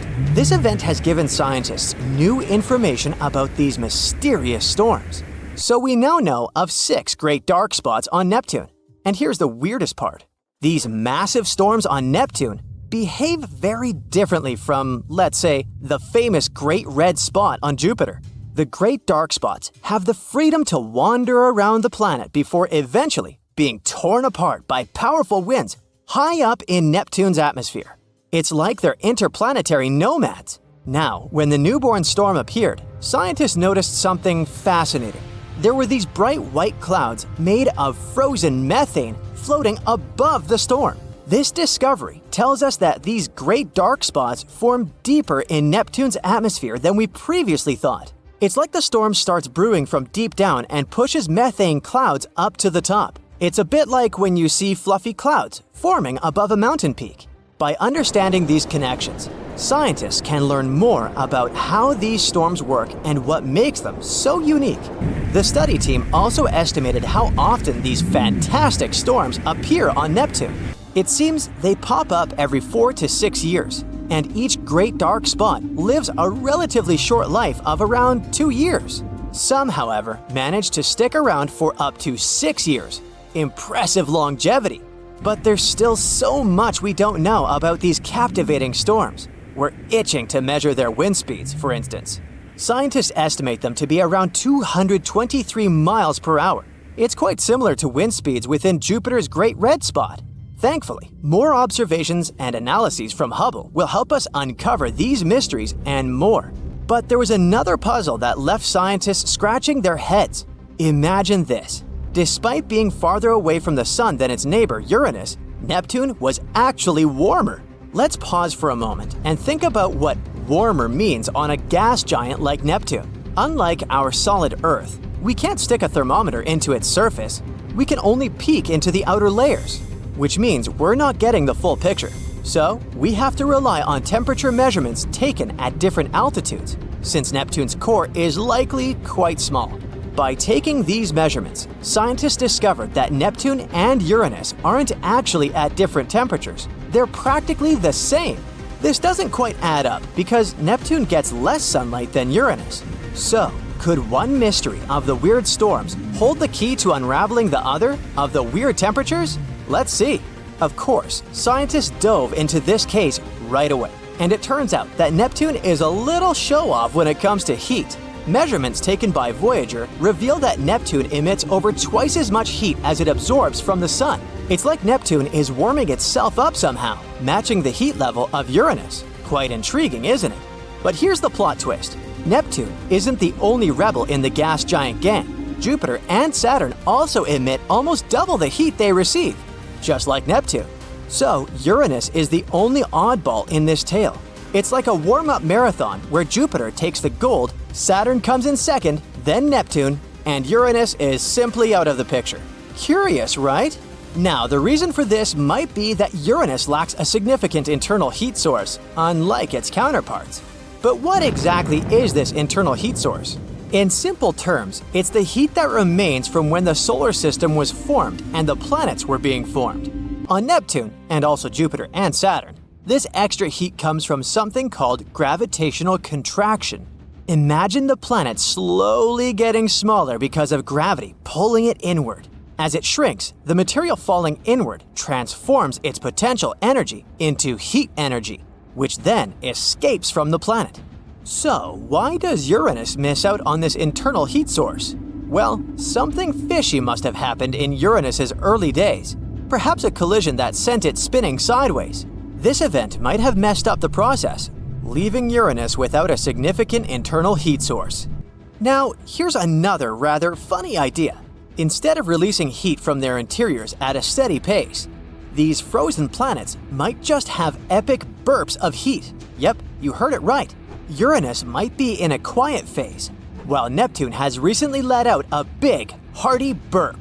They might be like episodes of convection, which occur in specific moments, but are separated by long periods of time. It's like hiccups, But until we witness one of these episodes in action, we can't be sure if this theory holds true. Another theory is that it could all be a matter of age. The amount of heat a planet radiates mostly depends on how old it is and how quickly or slowly it releases that heat. For example, an older planet tends to be colder. There's also a pretty wild rain theory. On these gas giants, there might be some helium rain going on, and maybe it could affect the amount of heat released. We don't know for sure yet. And finally, let's go back to our mysterious storms. Now here's where things are getting interesting. Those winds are pretty crazy, and the temperature might play a part in this. The extreme cold on these planets creates conditions with very little friction. This would allow the winds to move at a super fast speed. In other words, unlike Earth, which has mountains and obstacles that slow down winds, the gas giants have a smooth surface. But here's the really interesting part. Could these storms be connected to the heat inside the planets? Well, there might be a connection, but it's a delicate balance. To unravel these secrets, we need to dig into the planet's insides, things like their masses, core sizes, and density profiles. Luckily, NASA's Juno has been collecting top-notch gravitational data for Jupiter, helping us create their awesome models. Computer simulations have given us a tantalizing idea. The winds on these ice giants might party only on the upper layers of their atmospheres. It's like a wild rave up there. This suggests that the super speedy winds we see on Uranus and Neptune are caused, at least in part, by the release of heat when stuff like water condenses. Understanding all these mind-boggling effects is no piece of cake. You see, a single year on Neptune lasts a whopping 165 Earth years. That's like waiting for centuries to see the seasons change. So, studying Neptune's seasonal cycle requires super-duper patience from space scientists. So, let's wait and see how this story unfolds in the future. So, what comes to your mind when you hear the words green monster? The Hulk? Shrek? Probably. But definitely not a young supernova in the Milky Way galaxy. Oh, and if you have forgotten what our home galaxy looks like, here, have a look. So anyway, is that supernova indeed green and, scary? Not really. But let's start from the very beginning. Cassiopeia A, aka Cass A, is the remnants of a stellar explosion astronomers spotted in the sky 340 years ago. This supernova is 11,000 light-years away from us in the constellation Cassiopeia, and its remains span about 10 light-years. Recently, scientists have managed to capture the sharpest image of these leftovers yet, all thanks to the James Webb Space Telescope, the largest optical telescope in space. The image is full of bright colors, brilliant green, orange, and pink. Maybe if you printed it out, it would make a great painting for your living room. Just like this canvas. Each hue represents a different wavelength of infrared light, which is normally invisible to the human eye. The image can help astronomers figure out what happened to the poor star before its demise. Cass A is the youngest known remnant of a massive star that once exploded in our galaxy. On its exterior, at the top and left, you can see curtains of material that seem red and orange because of the emission of warm dust. That's where the ejected material from the exploded star collides with the surrounding gas and dust. Inside this outer shell, there are chunks of bright pink bubble-shaped material that form clumps and knots. It comes from the star itself. This material is shining because of the mix of heavy elements like neon, argon, and oxygen. Astronomers have spotted some dust emissions in that region too, but they haven't located the sources of these emissions yet. There's also a prominent green loop extending across the right side of the supernova's central cavity, and if you look closely, you'll notice that a big region of Cass A is pockmarked with something that looks like small bubbles, which makes the thing even more complex and hard to understand. The first X-rays from Cass A appeared in the 60s, but light from the supernova probably reached Earth in the 1600s. Unfortunately, there are no confirmed written observations of the supernova from those times. It must have looked like an extremely bright star, and historians still doubt whether any observers noticed it. Oh, and I bet you've been wondering about the nickname, right? This space phenomenon was called the Green Monster in honor of Fenway Park in Boston. Its large green left field wall has the same name. One of the main questions CAS-A might help us answer is, where does all that cosmic dust come from? Astronomers have discovered that even very young galaxies at the early stages of their lives are filled with massive amounts of dust. So, does the universe need vacuum cleaning, or is the problem more complicated? One of the crucial components in the appearance of this dust seems to be supernova. They spew truly terrifying amounts of heavy elements, which are basically building blocks of dust across the cosmos. So let's try to figure out what these supernovae are and how they occur.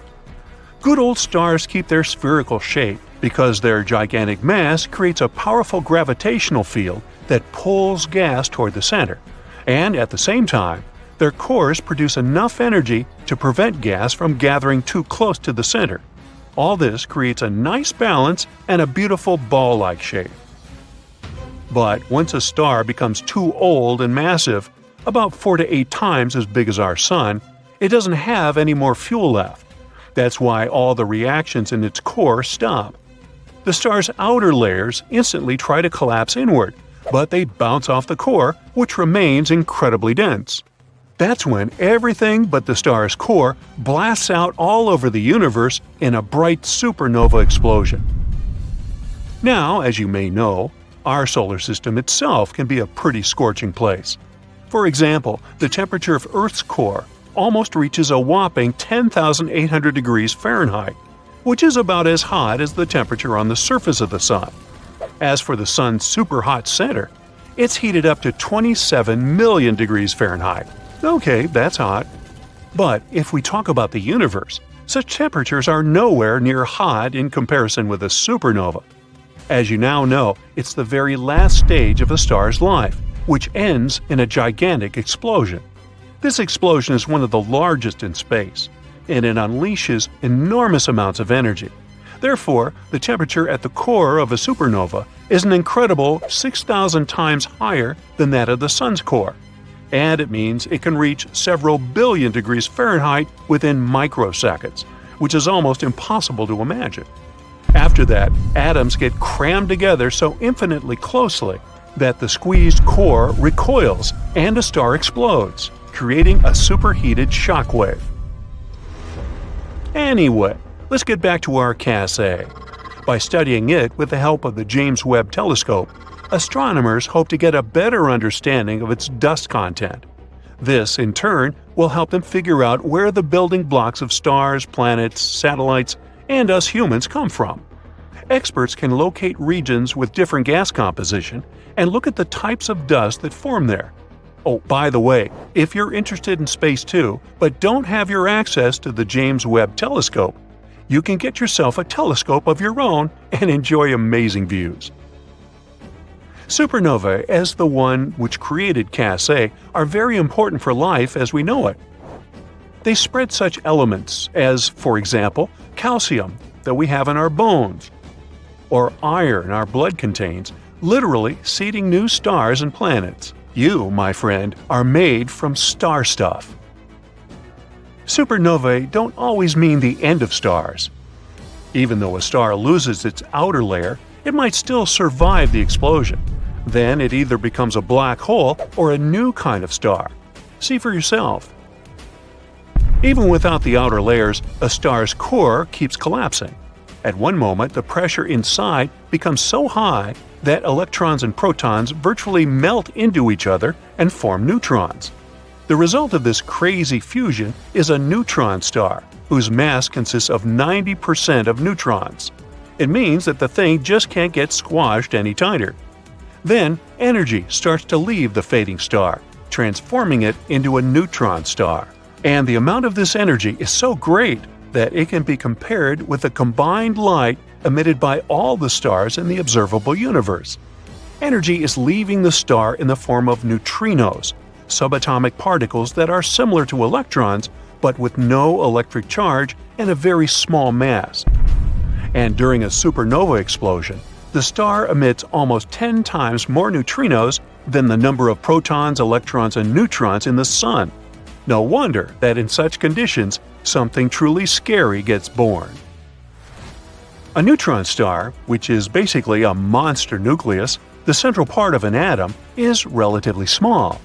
Even though scientists don't know for sure how big neutron stars are, they suppose that these space bodies shouldn't be bigger than 12 miles across. For comparison, our Sun is almost 865,000 miles across, which is 109 Earths put side to side. But even with such a modest size, any neutron star will be at least 1.5 times heavier than the Sun. Think about this. If you scoop just a teaspoon of neutron star insides, this stuff would weigh no less than 1 billion tons. That's very dense. So dense that the next stop is the black hole itself. Well, what can I say? Space is an endless source of mystery and inspiration for me. I'm even considering adding some space vibes to my home, and I know just the thing to do it. Hey, don't thank me. Back in the 1800s, a bunch of super old artifacts with some weird symbols on them were found on Easter Island. You know, that tiny island you might have heard of, with the gigantic statues called the Moai. These symbols seem to be some kind of writing, but nobody's been able to figure out what they mean yet. Some scientists even think that if we crack the code, we might finally uncover the secrets behind the downfall of the ancient Easter Island society. So let's put on our detective hats and get to work, shall we? This mysterious script is called the Rongo Rongo. It was discovered by a Frenchman in the 19th century. He stumbled upon 26 wooden tablets covered in weird hieroglyphs during his trip to the island in 1864. The locals seem to have drawn pictures of animals they had never seen before on the tablets, using sharp stones, and gave each one a unique name. He thought they were pretty cool, and suspected that they might be a remnant of some ancient writing system. Another fun fact about Rongo Rongo: it's a word that comes from the local language of Easter Island, and it means to recite, to declaim, or to chant out. The wooden tablets on which these glyphs were found might not have been in the best shape when they were discovered. Some were weathered, burned, or damaged. The glyphs were also spotted on a Birdman statuette and 2 other ornaments. These words were written in between lines on the tablets. Some of them were even ridged, with the inscriptions falling within channels created by the fluting. The images themselves are shaped like humans, animals, plants, and geometric shapes. Quite a diverse group. And here's something interesting. Every symbol with a head is oriented with the head facing up, either forward or to the right. The orientation of the writing is itself weird. According to a local tradition, the tools used to make the carvings were obsidian flakes, or small shark teeth. Deciphering these glyphs has proven to be a bit of a head-scratcher. 3 big barriers make it tricky: the limited number of texts overall, the lack of illustrations and context to help us understand them, and the fact that the language used on the tablets is not well known. Some people even think that these glyphs aren't real writing, but more like fancy symbols that don't have any real language behind them. It was also suggested that they might have been used as a sort of memory aid, or just for decoration. The way they're so carefully carved into the tablets makes it clear that the people who made them wanted to get a message, whatever that is, across. We'll probably never know whether that message was just for funsies, or to pass down important stories from one generation to the next. Researchers have been struggling with this ancient script for a while now, but it seems they've made some progress recently. They took a look at the tablets using all sorts of cool techniques like radiocarbon dating, and found out that they were made between 1810 and 1870 from local wood. One tablet, in particular, was in pretty rough shape, but the scientists created a 3D model and managed to spot some hidden glyphs that weren't visible before. One researcher said they found some grooves that were probably used for writing, just like drawing lines on a blank piece of paper to make sure your writing is perfectly horizontal. Another super mysterious script that scientists have yet to decipher is called the Indus Valley script. It's made out of a bunch of symbols that were used by the ancient Indus Valley civilization. but specialists are not entirely sure what their purpose was. For starters, the symbols are crazy short, so it's hard to figure out if they represent a full language system. Also, there's no other similar writing to compare it to. Various inscriptions from different periods also show that it hasn't changed much over time. Some folks think it might not even be language related at all, while others think it could be part of the Dravidian family of languages typical of South Asia. Linguists have also been working for centuries trying to figure out the mysterious hieroglyphics left behind by the Maya on monuments, pottery, and bark paper books. As we decode more and more of these ancient symbols, we're gaining a deeper understanding of the Maya civilization's social and historical aspects. For the longest time, many scholars thought that the Maya script wasn't even a language at all. Who can blame them though? Those glyphs are seriously complex and visually striking. But thanks to the groundbreaking work of a skilled ethnologist in the 1950s, we now know that the script is phonetic. It's a way of spelling words where each letter represents a sound you make when you say it out loud. As more and more linguists started taking an interest in the script in the 70s and 80s, it became clear that it was a fully functioning writing system that could express any spoken sentence with clarity. There's still a lot of decoding left to be done though, with countless carvings and inscriptions still waiting to be deciphered in jungle ruins and museum closets. There's no telling what other secrets we might uncover about this fascinating civilization. Back in 1908, an Italian archaeologist went on an adventure through the ruins of an ancient palace on the south coast of Crete. Among the dust and ashes in an underground depository, he stumbled upon something pretty cool, a golden-hued disc that was almost intact. This disc has become one of the most famous mysteries in archaeology history. It's called the Phaistos disc. It's a big clay plate that's covered on both sides with a spiral of weird stamped symbols that circle clockwise towards the center. These symbols are pictograms that show all sorts of things, like a person walking, a tattooed head, a helmet, an arrow, manacles, cats, eagles, and more. But here's the kicker. Nobody has been able to translate the symbols. Since then, many scholars have made attempts to decipher the code, but no luck so far. It's thought that the symbols might be part of Linear A, a script unconnected to any known language. But some experts suggest it could be syllabic writing related to various other languages, like Homeric Greek or Indo-European. Thousands of years ago, there was a mysterious European culture called the Vinca culture. These folks were so cool that they even had their own writing system, which is still one of the earliest known in the world. But there's a catch here too. You guessed it, no one has been able to decipher their script yet. The Vinca culture thrived thousands of years ago, and they were located in today's Eastern European territory. They got their name from the village of Vinca, which was only a small distance downstream from Belgrade on the banks of the Danube River.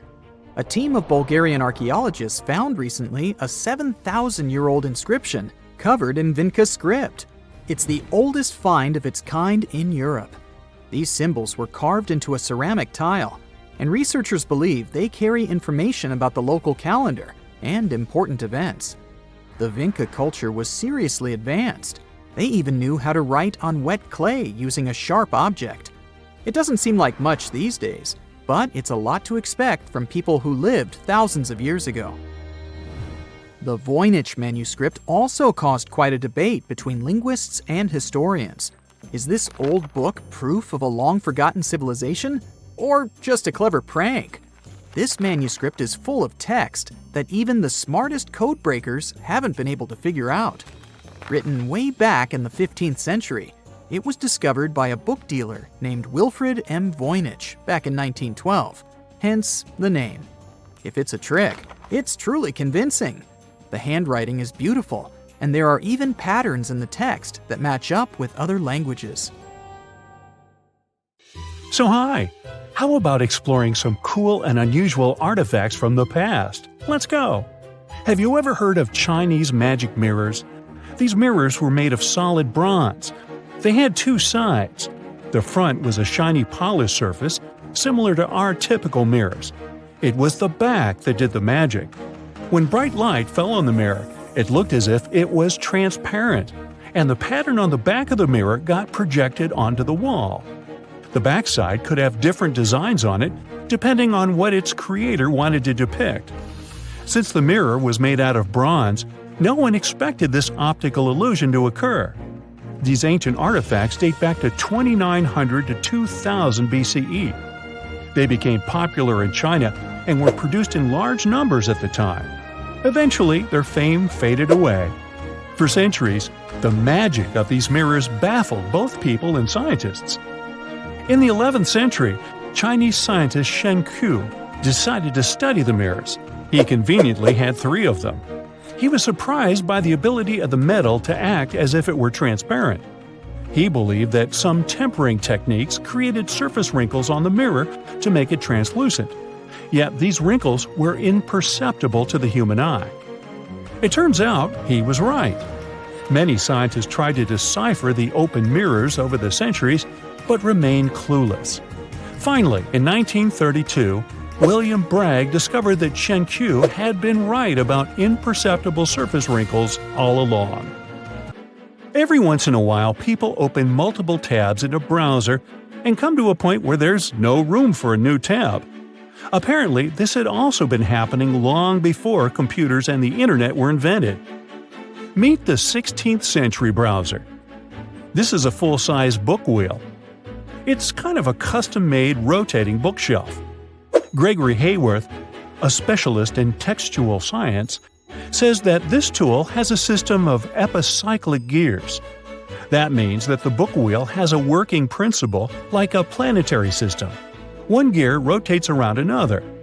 The shelves of the device maintain a constant 45-degree incline that holds the book securely as the giant wheel turns.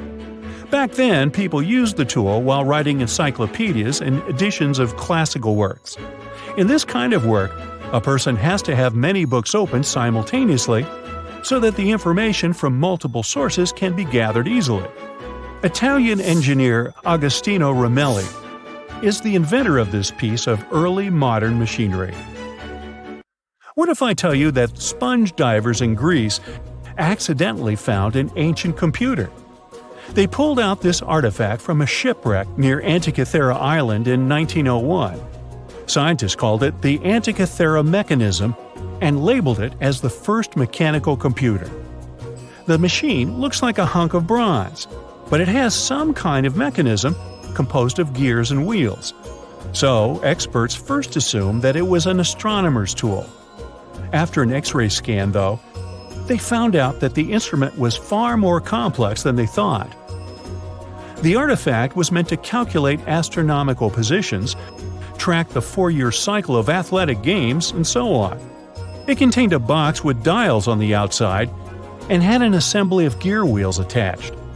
It's still unknown who built an instrument with this level of artistry 2,000 years ago and why this technology was lost. After seeing how sophisticated the device was, scientists accepted that their perception of ancient Greek engineering wasn't really accurate. Professor Michael Edmonds of Cardiff University admits that based on the knowledge they have, this mechanism shouldn't even exist.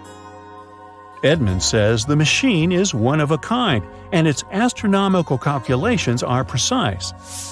For him, the Antikythera mechanism is more valuable than the Mona Lisa. In 1929, scholars working in Topkapi Palace Museum in Turkey discovered a map. It became famous for being the oldest map showing the Americas. Perry Reese drew this detailed map on a gazelle skin in 1513. He depicted Europe, North Africa, the coast of Brazil, and several islands, such as the Azores and Canary Islands. The most exciting thing is that he created the map only 21 years after Columbus had set foot in the New World. Well, it was new to him. Perry Reese was a maritime scholar and a successful naval commander leading the Ottoman fleet. Yet, while drawing the map, he relied not only on his expertise in sailing. He created it by assembling and referring to 20 other regional maps, like the Arab map of India, 4 Portuguese maps, and the map of the western parts drawn by Columbus. Yes, the part he got from Columbus raised the heartbeat of many historians. Columbus drew a map during his 3rd voyage to the New World and sent it to Spain in 1498. It's assumed to be lost. Surprisingly, historians can now understand what Columbus noted down by looking at Perry Rees's map. Fun fact, he also drew another world map in 1528. Even though only about 1/6 of this map has survived, it's clear that it described the northwestern part of the Atlantic, the region from Venezuela to Newfoundland, and the southern tip of Greenland. The map also showed Antarctica centuries before its discovery. Historians had to rethink the chronology of history after getting this crazy information. Perry Rees described Antarctica's topography without ice in great detail. In the 1930s, workers found dozens of stone spheres in Costa Rica. Locally, they're known as bolas de piedra, literally stone balls. They were made by a civilization lost in time. What's interesting about these balls is their shape. They are perfectly spherical. How ancient people could make such precise shapes is a mystery. The spheres are of different sizes. Imagine a small one, like a tennis ball. Then put another one next to it, 7 feet in diameter. The largest spheres weighed 16 tons. Archaeologists are sure that these balls are human-made. Yet their purpose remains unclear. Some archaeologists claim that the spheres could represent the solar system or could be inspired by various stages of the sun and the moon. Others say that the stone's placement refers to the houses of chiefs. Most of the stone spheres were sculpted from granodiorite. It's a hard rock similar to granite. Experts believe that ancient people used smaller rocks from the same material as tools to shape these spheres. They also think that sculptors probably heated portions of the stones and then cooled them rapidly. This could have helped them to remove the outer layers of rock. Our next one is an ancient battery set found in Iraq in 1936. The set consists of a ceramic pot, a copper cylinder, and an iron rod. At the top, the iron rod is isolated from the copper by asphalt, and both the rod and cylinder fit inside the mouth of the jar. The copper cylinder isn't watertight, so if the pot was filled with a liquid, it would surround the iron rod as well. Archaeologists focus more on the oxidized iron rod because the vessel just needed to be filled with an acid or alkaline substance to produce an electric charge. After examining this bizarre artifact, an Austrian archaeologist hypothesized that the instrument made use of chemical reactions to generate electrical energy. That's why they likened the instrument to a battery. An ancient civilization might have used it for some kind of electrotherapy. Yet there isn't any electroplated object known from this period. So Koenig's hypothesis was rejected by many archaeologists, but nobody has proven him wrong either. The origin and purpose of the vessel remain unclear to this day. So, want to see the world's oldest art studio? In 2011, archaeologists found 100,000-year-old shells in a South African cave. Those shells were used for paint making.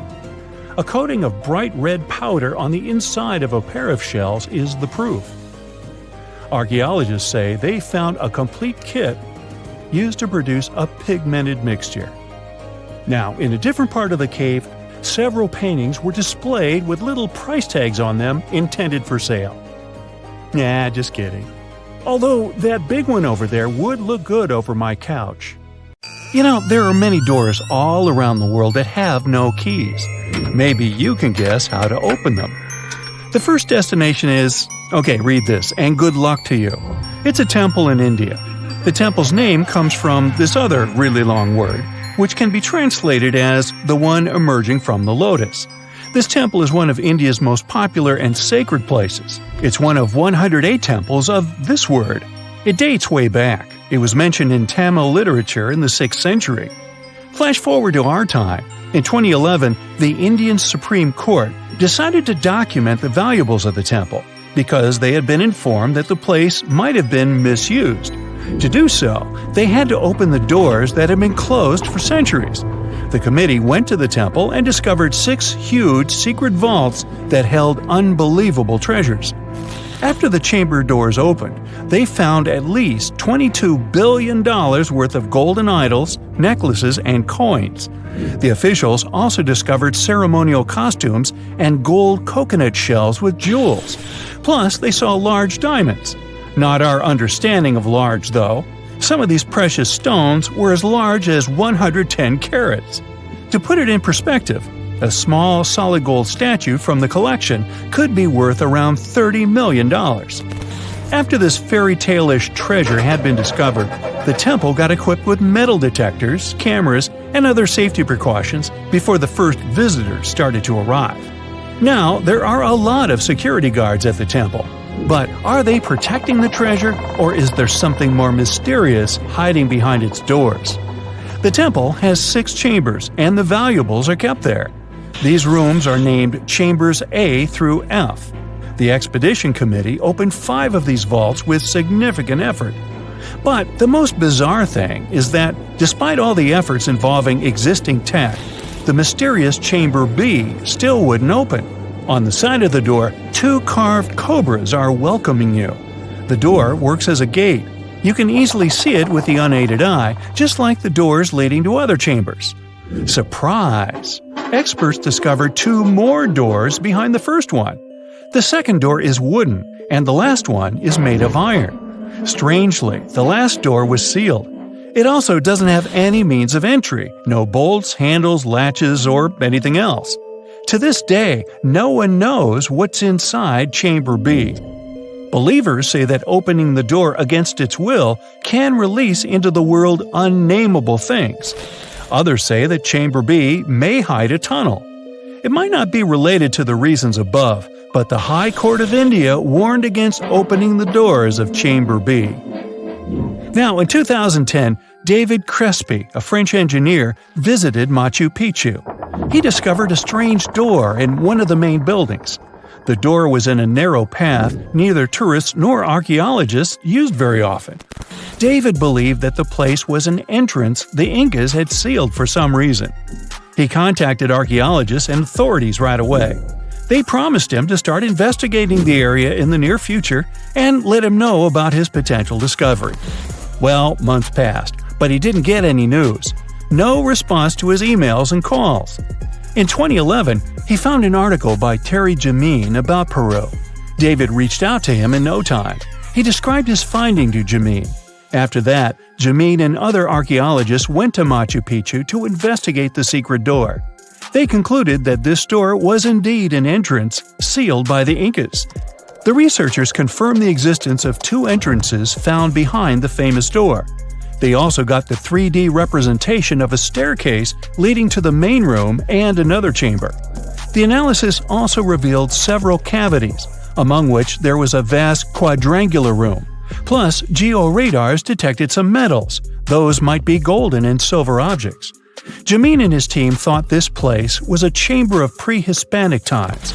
They believed the door had been sealed by the Incas to hide something important. Maybe an enormous treasure, or something no less precious. Jameen also claimed that finding this chamber could lead to the discovery of a mausoleum. Jameen submitted an official request to the Peruvian authorities for permission to open the chambers. Yet, neither his application nor requests of other archaeologists have been approved so far. Authorities claim that opening this door could cause damage on the other sides of the archaeological site. Yet, the use of an endoscopic camera has confirmed the hypothesis that the stone blocks at the entrance are only there to close the passage. They are not there to support the internal structures of the building.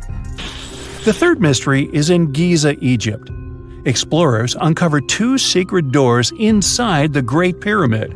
There are 2 tunnels, each around 8 inches wide, that go from the north and south walls of the Queen's Chamber. But the tunnels are closed by stone blocks before they reach the outside of the pyramid. So, where are they leading to? No one really knows the true purpose of these tunnels.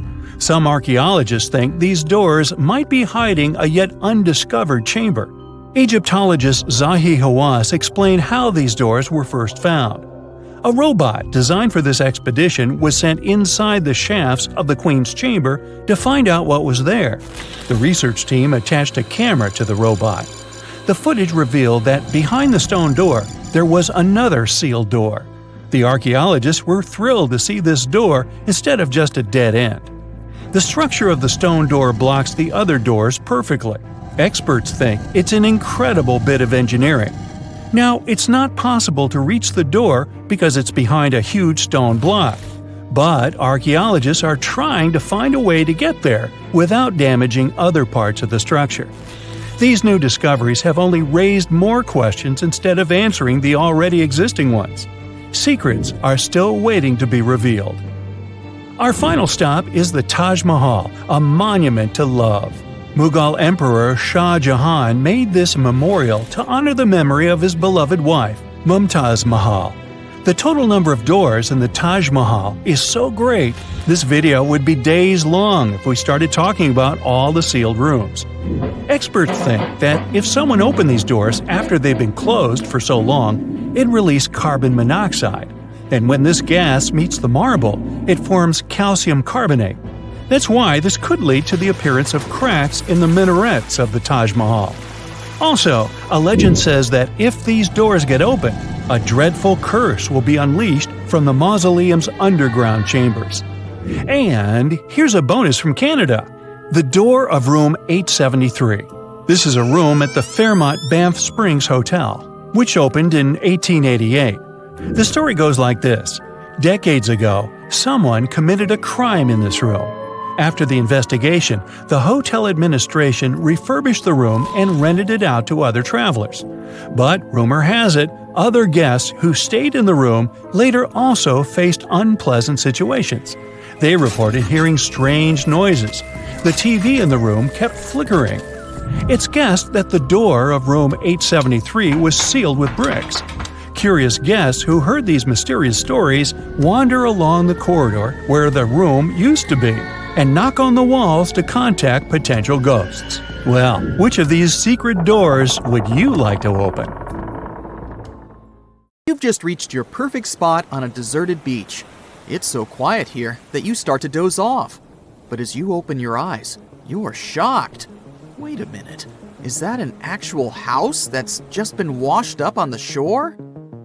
It may sound like the beginning of a sci-fi novel, but not if you live near this beach in El Salvador. There's a mysteriously abandoned house there that looks as if it's just been washed ashore. How did this villa end up there? How long has it been here without anyone noticing it? This mysterious construction is 46 miles south of El Salvador's capital, San Salvador. Locals say the building used to be a hotel called Puerto Ventura. At the time it was built, its main attraction was the fact that it was really close to the sea. Unfortunately, the engineering behind it wasn't well planned out, all because locals didn't need any official permission to start the construction. The hotel was too close to the water and dangerously exposed to the elements. The Roman-style villa is now a mere 50 feet from the edge of the sea when the tide is low. It can only be accessed in the morning because later, the tides fill the first floor with salt water. What's now left of the hotel looks like the ruins of a two-story house. The front part is very impressive, with Roman-type pillars. It also has wide windows on the second floor. You can still see parts of the iron structures and remains of what used to be the gateway to the second floor. There are some bleachers at the top of the building. They're sometimes used by tourists. More and more people are now browsing the area, taking photos, even though the building is obviously not safe for climbing. There's little information on how long it's been sitting in its current location, but some locals say it's been there for at least 20 years. It had remained a local secret for years before it was discovered by a TikTok user in 2021.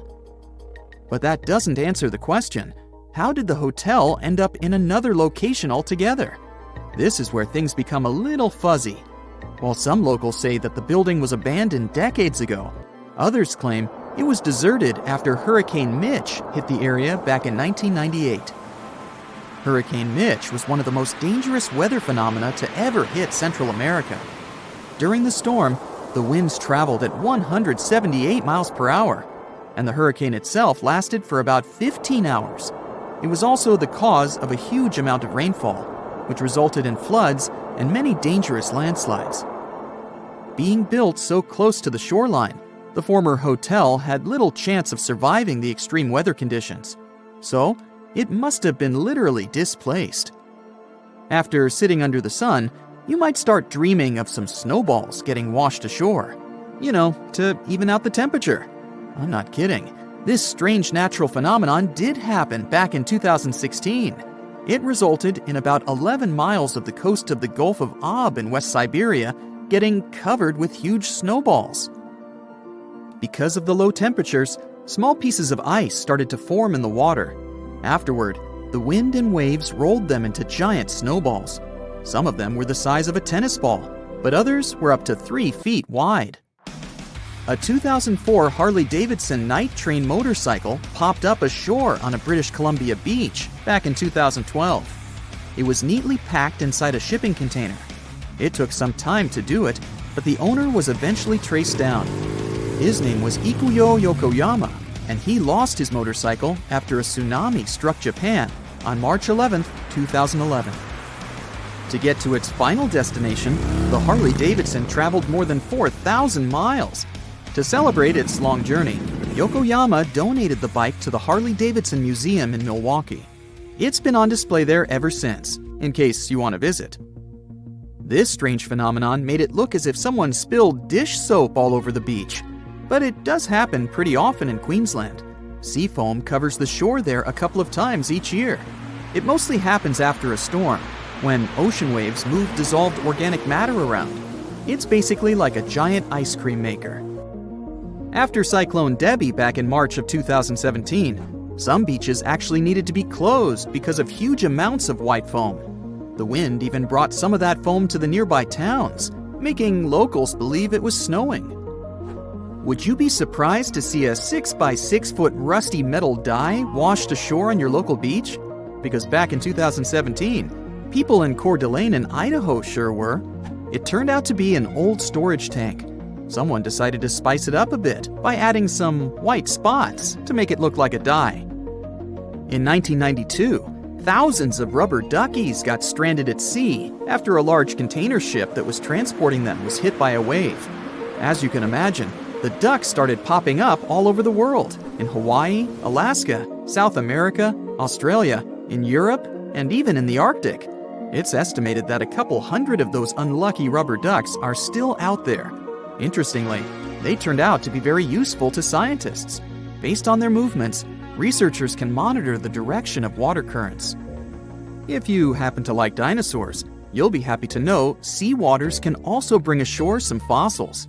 In 2018, a large dinosaur jawbone ended up on the coast of Lilstock Beach in Somerset, England. It used to belong to a dinosaur called Ichthyosaurus. Thanks to this finding, scientists were able to make an impressive discovery. Before, they thought the Ichthyosaurus could reach a maximum length of about 69 feet. But after they studied the jawbone, they ended up recalculating the creature's size. They concluded that the Ichthyosaurus could grow up to 85 feet. The Megalodon was the largest predator in our planet's history. It lived almost all over the globe, except near the poles. How do we know that? Because Megalodon teeth keep appearing on beaches every now and then. One staggering Megalodon tooth, which was way over 20 inches long, was discovered in a river in Croatia. Since these creatures have been extinct for about 3 million years, their teeth are highly prized by fossil hunters. A giant Lego man that washed ashore is something I never thought I'd hear about. And it turns out it didn't happen just once. There were 4 of these giant Lego men in total, each around 8 feet tall. One was found in England and one in the Netherlands, while the other 2 popped up in Florida and California. It was surely not a coincidence, and after some research, people found out that a Dutch artist was behind this. Ego Leonard started this project as a personal statement campaign. A short film was even made about this, and it was called "No Real Than You Are." This sentence was written on each of the 4 Lego men put to sea. A bundle of over 50 letters was washed ashore in New Jersey on a beach in Atlantic Highlands back in 2012.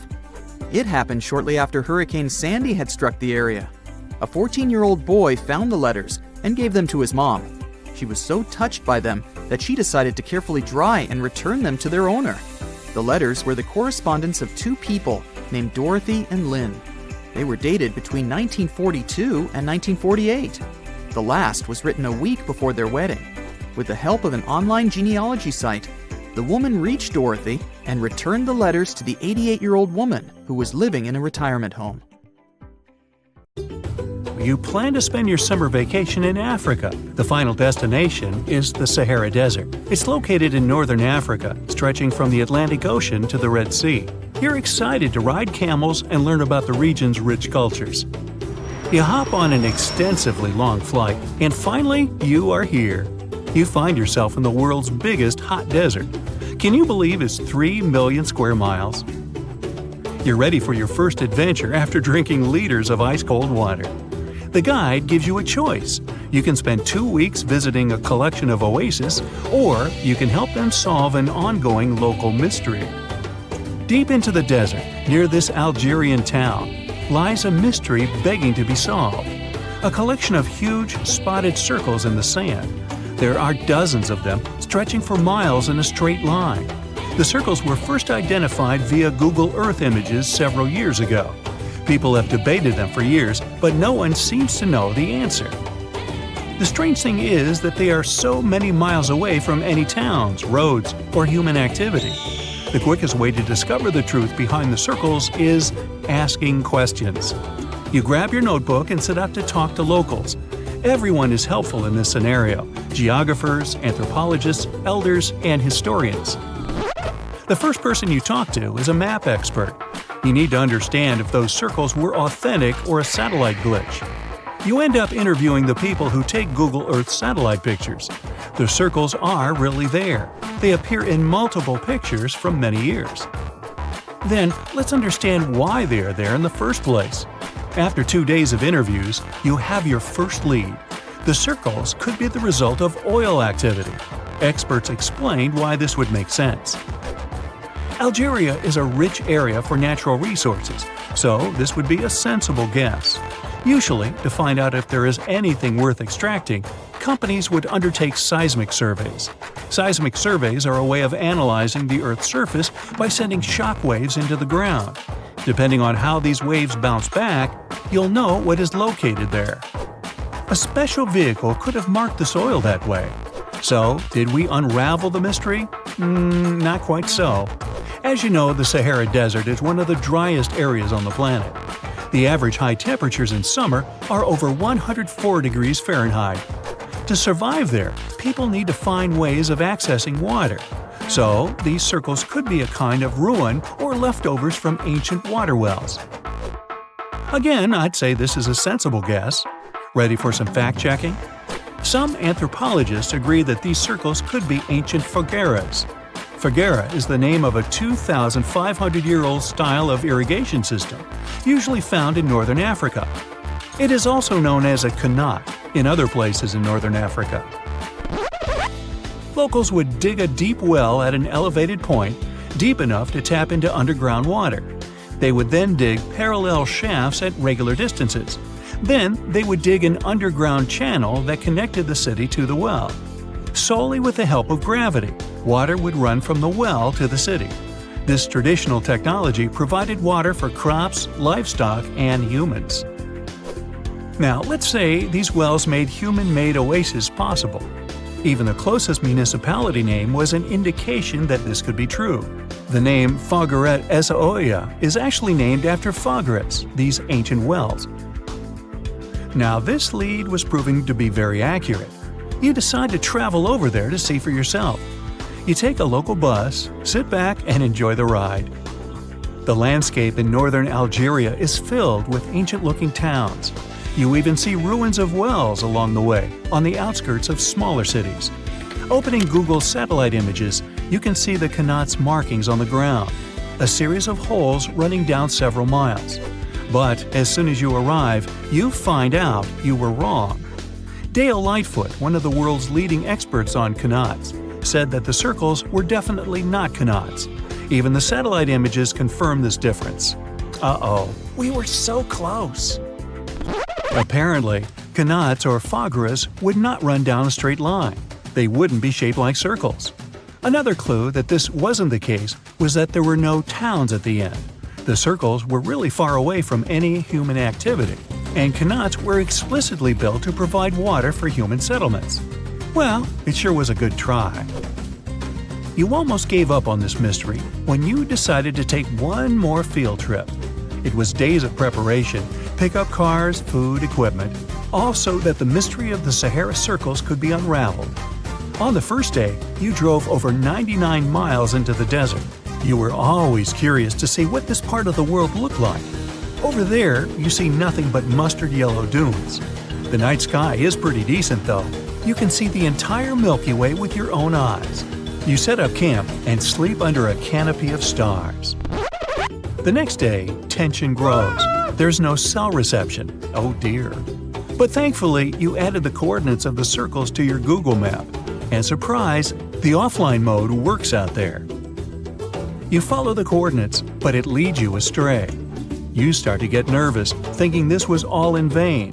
But you and the team get into the car and drive a few more miles past the coordinates on your phone. After a very bumpy ride, you can't believe your eyes. There it is, an enormous crater dug on the sand, surrounded by 12 smaller holes. From up high, it looks like a clock, without the pointers, of course. On the ground, they're very faint, so faint you almost miss them. Searching the area, you notice all the holes had something similar, metal wires, thin wires that you can pull from the ground. They're buried deep, so you start digging. An object starts to reveal itself. Uh-oh, it looks like old dynamite. This certainly surprises you. Better stop digging to avoid any accidents. At the end of the survey, you feel satisfied, but still curious. What could all this dynamite mean? And who put it there? What comes next is the turning point of your adventure. Walking back to the car, you see something shining on the ground. You approach the item with curiosity. It's round and rusty and looks like a sardine can? What's that doing here? Could this give you more clues about the circle's mystery? Just in case, you pick it up and put it in the car. Back in the city, the puzzle pieces start to reveal the story behind the Sahara circles. You bring photos and the sardine can and show them to local experts. They analyze your material and give you an intriguing verdict. As it turns out, guess number 1 was the closest one to the truth. So, what happened to the first guess? Why do we need to keep digging deeper? Well, because it was only half right. The Sahara circles are not a historical footprint of seismic surveying. Back when the circles were made, this technology didn't even exist. But they sure are related to oil exploration. The dynamite-filled holes were an old method for oil searching. The circles are the leftovers of surveyors looking for resources underground. And the sardine cans? Well, they were left by the workers who held explosion works. You gotta eat, right? According to the model of the can, this happened more or less around the 1950s and 1960s. So these circles aren't even that ancient. More like modern ones, if you ask me. Well. Hope you are glad you tagged along and helped unravel this mystery. See you in the next mystery-solving adventure. Wow, talk about noisy! Toadfish have a unique ability. They can create a very strong sound. The human ear usually can't hear it, especially if only one fish is making the sound. But if many fish are making the sound at the same time, well, it's going to be hard to forget, and you may not be able to stop hearing it. Toadfish are a common part of the fauna off the coast of Sausalito in California, and every year thousands of them gather in the shoals to party and scream. Together, they create a collective sound that can be easily heard by those in the houses near the shore. The noise, which can be described as a low hum, can even penetrate into the city center. Some people get bothered by this constant humming. This is a unique natural phenomenon, but there's a catch. At some point, the fish swim away from the shore, but the sound remains. Also, scientists have proven that this fish-made noise can't spread through the city, and many residents of the coastal areas don't hear it. But still, some people continue to hear this strange hum. In a similar case, imagine that you've moved to a small village in Scotland. You rent a house, have dinner, and go to bed. As you're settling into sleep, a strange hum permeates your room. It sounds like someone started their truck somewhere in the distance. The sound is similar to the sound of a low, loud bass that comes from a speaker. The hum keeps you awake. You get migraines and even feel nauseous. In the morning, you find out that some other locals also hear this terrible buzzing. They tell you about a huge factory located nearby. Machines, engines, steam boilers, big air vents, and generators emit a loud, heavy hum that passes through the air. Sound waves spread throughout the village and annoy people with a sharp sense of hearing. You've been hearing this sound for several days and suffering from insomnia. Then, one day, the factory goes bankrupt. All the workers leave their positions and turn off all the engines and fans. Great, you'll finally sleep in peace. But you know what? The sound doesn't disappear. It follows you wherever you are. And it's not about the factory or the fish or the truck engine. Imagine that you're walking down the streets of a small English town. There are a lot of planes flying right above you. The hum they make follows you. Even in bed you can hear it. You wonder if there's an airport nearby. You ask the locals and find out there's not even a runway here. But where does the sound come from? You raise your head to look up and see a clear sky. There are no planes, but there's noise. And you're not the only one who hears it. Some locals are sure that the hum comes from high-speed traffic on the highway. Thousands of cars drive in two directions and leave massive sound waves behind. But at night, there are no cars there, and the sound remains. Maybe you're going mad. People's stories about the hum save you from this madness, and it's not just the residents of this town that know about it. About 4% of people on the planet hear the hum. Strangers tell each other about the hum that prevents them from sleeping and concentrating on something. The sound follows them everywhere and doesn't stop. Some people hear it in certain places, so they move to other cities. Maybe you're hearing it right now and not paying attention. But be careful. If you recognize it once, you won't be able to stop hearing it. There's a website and a forum on the internet dedicated to the hum. People from all over the world put geolocations in places where they heard this mysterious phenomenon. You can find thousands of these coordinates on the site and even add your own. People describe different levels of noise and share their sources. Some theories say that the hum is the sound of our planet coming from the core.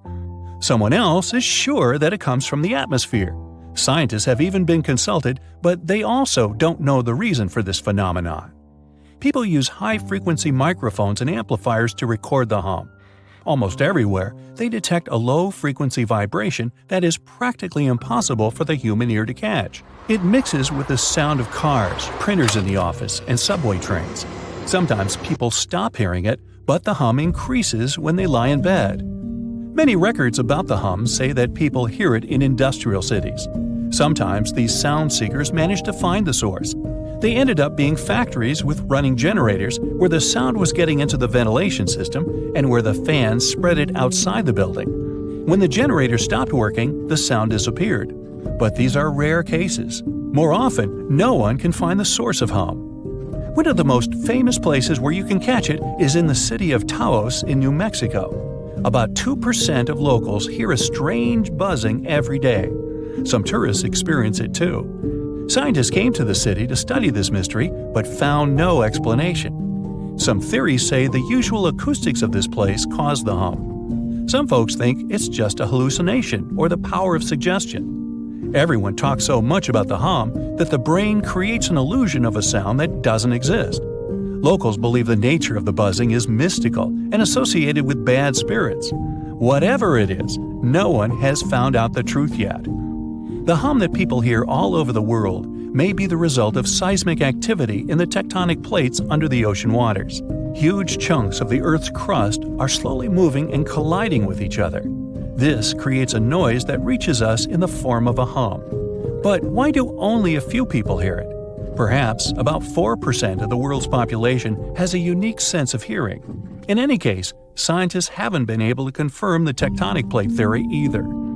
Some researchers point to submarines as the reason. They use low-frequency radio signals to communicate around the world. These signals spread over the surface and can affect the human body. When the ear catches these sound waves, it reacts and causes vibrations similar to humming. This happens because low-frequency sound energy collides with the soft tissues of the skull and stimulates the auditory nerve. In fact, it's not even a sound. It's a hallucination that is created by your brain. But still, no one can confirm this theory either. Perhaps thunderstorms can create the hum phenomenon. About 8 million lightning strikes hit the Earth every day. Some impact creates a powerful electromagnetic charge. Lightning penetrates the air and makes it resonate between the Earth's surface and the ionosphere. Yeah, it sounds complicated, but the principle is simple. Imagine that you're blowing onto the neck of a bottle. Hear this low hum? Lightning works similarly with air. And that's just one hit. Imagine millions of these strikes. The sound waves spread all over the planet, and some people hear them. Lightning constantly strikes all the time, so the hum never stops. In 1973, scientists put forward a theory that the reason for the hum is the jet stream shearing against slower-moving air. In simple words, wind and fast airflows intersect slower ones. As a result, a whistling sound appears, and electric towers and power lines amplify it. By the way, the first reports of the hum appeared in the 70s. People learned about this phenomenon from the small British city of Bristol. Dozens of residents heard this strange noise in different parts of the town. In the beginning, they ignored it. Then the sound became increasingly more irritable. It prevented people from working and living their everyday lives. They couldn't sleep and couldn't concentrate on anything. There was a warehouse with industrial fans in a neighboring town. The locals were sure that this was the reason for the hum. The warehouse stopped working a few years later, but the sound remained. You may even be able to hear it right now if you visit the city. There are many theories about the hum, but you can reduce almost half of them thanks to one factor. Tectonic plates, seismic activity, lightning strikes, the Earth's crust, and resonating air are logical explanations. But look at all the records about the noise. People hadn't mentioned this until the 70s. If this phenomenon had appeared earlier, many newspapers would have written about it. Apparently, the hum is not a mystery of nature. Perhaps this is a consequence of all of our technological achievements. Factories, power lines, airplanes, cars, ships, trains, microwaves, and generators create an imperceptible background noise that most people ignore. We're so used to all these noises that we have forgotten what silence is. Perhaps our brain made the hum inside our heads to respond to our noisy world. If you start to listen carefully right now, what kind of sounds will you hear? Where are they coming from? And is there the hum among them? You're in the Atacama Desert in northern Chile, one of the driest places on Earth. But this desert has a beautiful secret. Every 3 to 5 years, flowers pop up out of nowhere. It's so famous, it's also called the flowering desert. Seeds lie around in the ground just waiting for some rain. When the desert gets enough water, about 200 types of flowers sprout up. The yellow sands of the Atacama turn purple, white, green, and even pink. Another mystical phenomenon that can be seen in the desert is called a sand waterfall. When the wind brings a lot of sand to the edge of the canyon, it begins to fall down. Now amplify this effect 100 times and you get a sand waterfall in Saudi Arabia. It really is like Niagara Falls, only there's not a drop of water. The locals say this phenomenon warns of an impending sandstorm. Fairy rings, also known as elf rings or pixie rings, are mysterious circles of mushrooms that appear in grasslands and forested areas. There's a lot of debate about why these fairy rings form a nearly perfect circle. Some superstitions claim that fairy dances would burn the ground, causing mushrooms to rapidly grow. In southern India, between July and September 2001, people witnessed one of the strangest weather phenomena in recorded history. The rain was red. What many would have thought to be a typical rainstorm left them shocked. The color was bright enough to stain clothes. There were other colors too, such as green, yellow, brown, and even black. In the middle of a monsoon, red rain started to fall, and so did periodically for several weeks. Researchers have found this unusual rain is stained either by dust or algae, so don't try to catch any on your tongue. Scientists aren't entirely sure how the algae got all the way up there. This does make events like this a little unsettling. Now, people who live in rural central Norway over the Hessdalen Valley can often witness floating lights of white, yellow, and red cross the sky. The lights appear both at day and night, and once back in the 80s, the 1980s, they were spotted 15 to 20 times in a single week. The Hessdalen lights can last just a few seconds, but sometimes they can last more than an hour. The lights move, seeming to float or even sway around. Some scientists believe that the reason for these lights is due to ionized iron dust.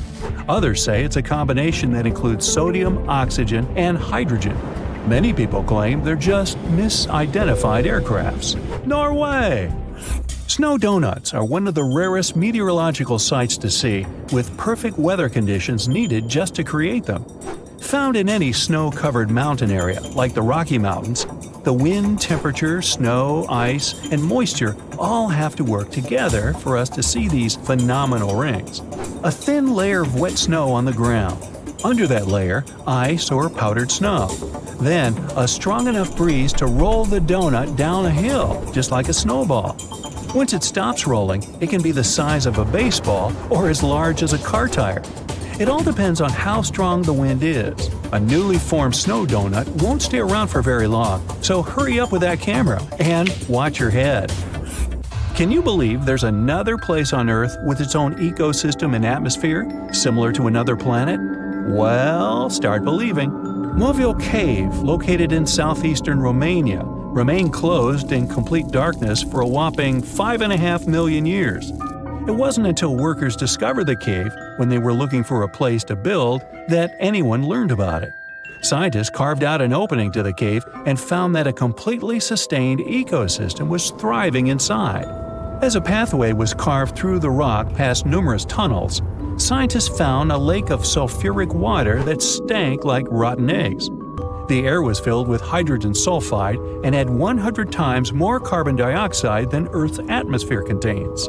Needless to say, this air is completely toxic. What's even crazier is that a whole ecosystem has been existing in this cave, with 33 species that can't be found anywhere else on Earth. This cave gives us a glimpse of what could possibly exist on other planets with completely different atmospheres. How it managed to exist on Earth all this time without anyone knowing is rather unbelievable, isn't it? Now, check these trees out. They're called Indian rubber trees. Their strong roots grow not underground, but on the surface. With the help of special frames and fasteners, people have learned to control how these roots grow. Let's say a tree is next to a small pit. You need to make a bridge from one end of this pit to the other. You direct the growing tree roots in the needed direction. Over time, the roots penetrate the ground and strengthen under endless downpours. It takes about 15 years to create one bridge. Here's another amazing tree called the Tree of Life. It grows in Bahrain's desert. The tree has been standing on top of this sandy hill for more than 400 years, surrounded by miles of sand. It's extremely hot here and there's no moisture. But despite this, the tree has green leaves and it continues to grow. So far, scientists haven't figured out yet how the tree gets moisture and nutrients. There are only places with oil deposits around. Locals think the tree is sacred. After all, it demonstrates the magic of life and the power of nature. Some experts are sure it's all about the roots. They go so deep that they can reach underground sources of water. So, there you are. You've been driving for hours through the night. You didn't have any chance to sleep, so your mind is hanging by a thread. You stop the car and go out to stretch your limbs. And then you look up into the sky and see a beautiful sunrise. Whoa, wait. There are 3 suns in the sky. You rub your eyes, but nope, there's still 3 bright stars in the sky. No, our home star hasn't been torn into 3 pieces, nor has it been visited by 2 other stars. This is called a sundog. It occurs mostly during severe frosts. Small ice crystals in the sky bend the light, As a result, you may see 3 bright spots in the sky instead of just one. This phenomenon is officially called a halo. Usually it's just a circle around the sun. You can even see a halo at night, too.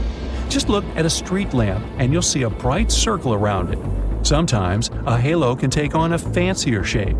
If there's a lot of ice in the air, the light is warped even more.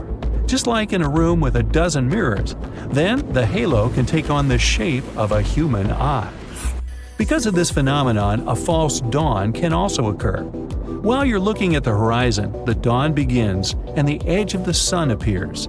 A little bit more and wait, the sun starts to just dissolve in the sky. After a few moments, it's dark again. And only a minute later, the real sun shows its face. It was the same light curvature effect you saw before with the 3 suns. Only now, the light is curved vertically, not horizontally. And instead of the real sun, its reflection in ice crystals in the sky appeared. But the sunrise with 3 stars on the horizon is actually real. Not on Earth, though, but 340 light-years away. There's a star system at the center of which lurks a star almost twice the size of the Sun. And there are 2 smaller stars orbiting around this giant. This strange world has a planet, too. Sunsets and dawns there really happen with 3 stars. If you brought your significant other to a park bench to watch a sunset here, your date would go just fine, whatever that means. And since we're talking about the most baffling natural phenomena, it would be a crime not to mention snow in a desert. Yep, in the winter of 2018, the inhabitants of the Sahara Desert, one of the driest and hottest places on this planet, woke up to discover a thick blanket of snow covering the sand. In some places, the layer of snow enveloping the dunes reached a staggering 15 inches. Meteorologists, however, had an explanation for this exciting phenomenon.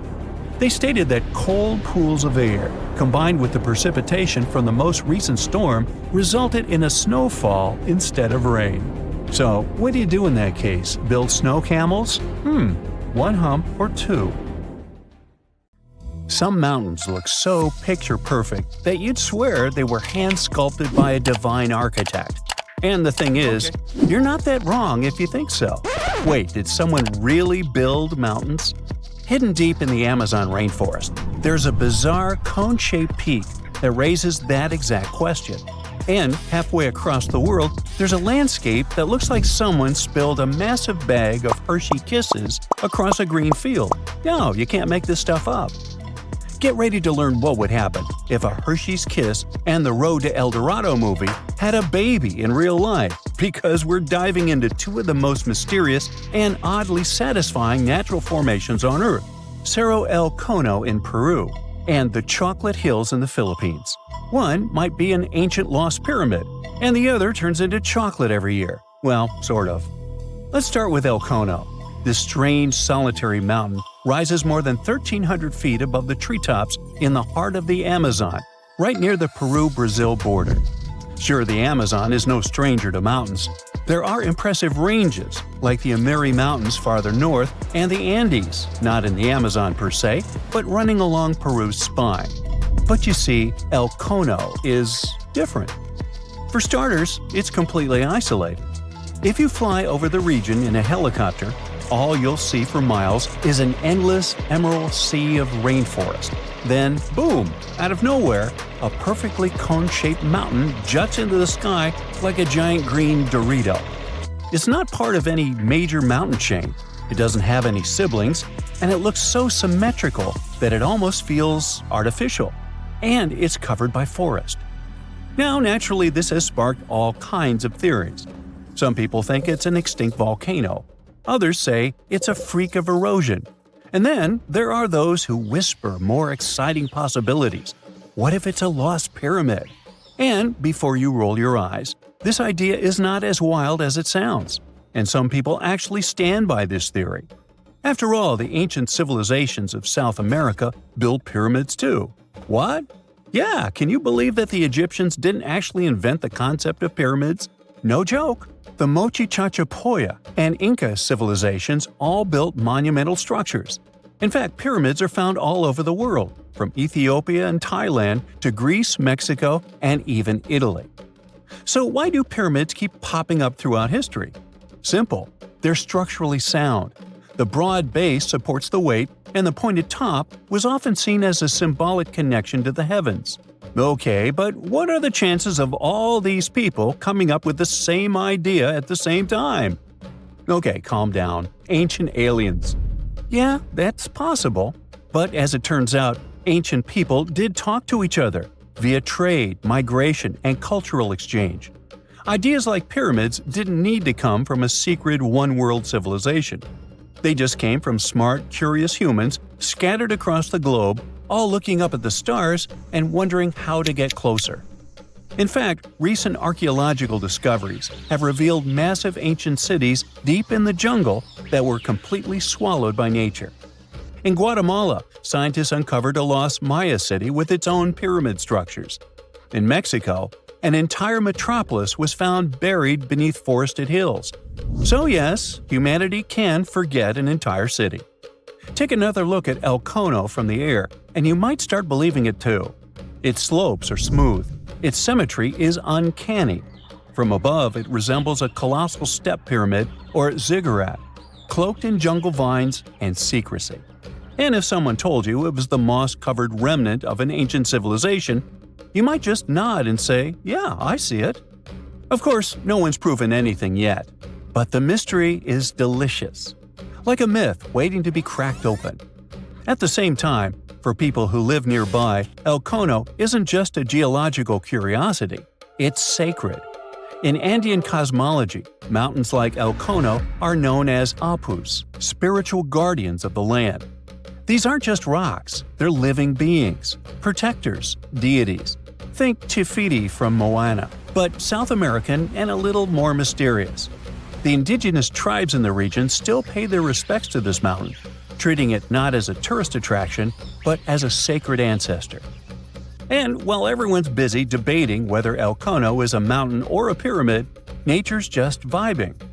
The area surrounding El Cono is now part of Sierra del Divisor National Park, created in 2015 to protect one of the richest ecosystems in the Amazon.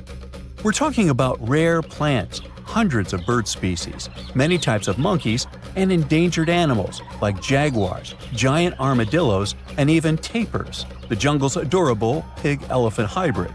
And yes, there are caves, springs, and even undiscovered ruins hidden deep in the forest around El Cono. So, what is El Cono really? Some geologists think it's likely a volcanic cone based on its shape. That's the official word from UNESCO anyway. Others argue it's a rare example of erosional geomorphology, a fancy way of saying wind, water, and time teamed up to carve a perfect mountain out of the landscape. Like geological origami, shaped by millions of years of natural forces. But the truth is, we don't know. Not for sure. Not yet. Until someone launches a respectful science-based expedition with drones, ground-penetrating radar, and a green light from the local communities, El Cono will keep its secrets. And maybe that's the best part. Sometimes it's mysteries that make the world feel truly magical. Now, let's jump onto a metaphorical plane and head to the Philippines, where the mystery continues and gets a little sweeter. Spread across more than 20 square miles, there are between 1,200 and 1,700, or even more, perfectly shaped hills that look like chocolate kisses. Like seriously. In the dry season, the grass turns brown, and suddenly, it's like someone dropped hundreds of Hershey kisses all over the landscape. Sweet, right? These are the Chocolate Hills, duh. And they're some of the Philippines' most iconic natural wonders. From afar, they look almost too symmetrical, like some alien landscaper came down with a measuring tape and a sense of humor.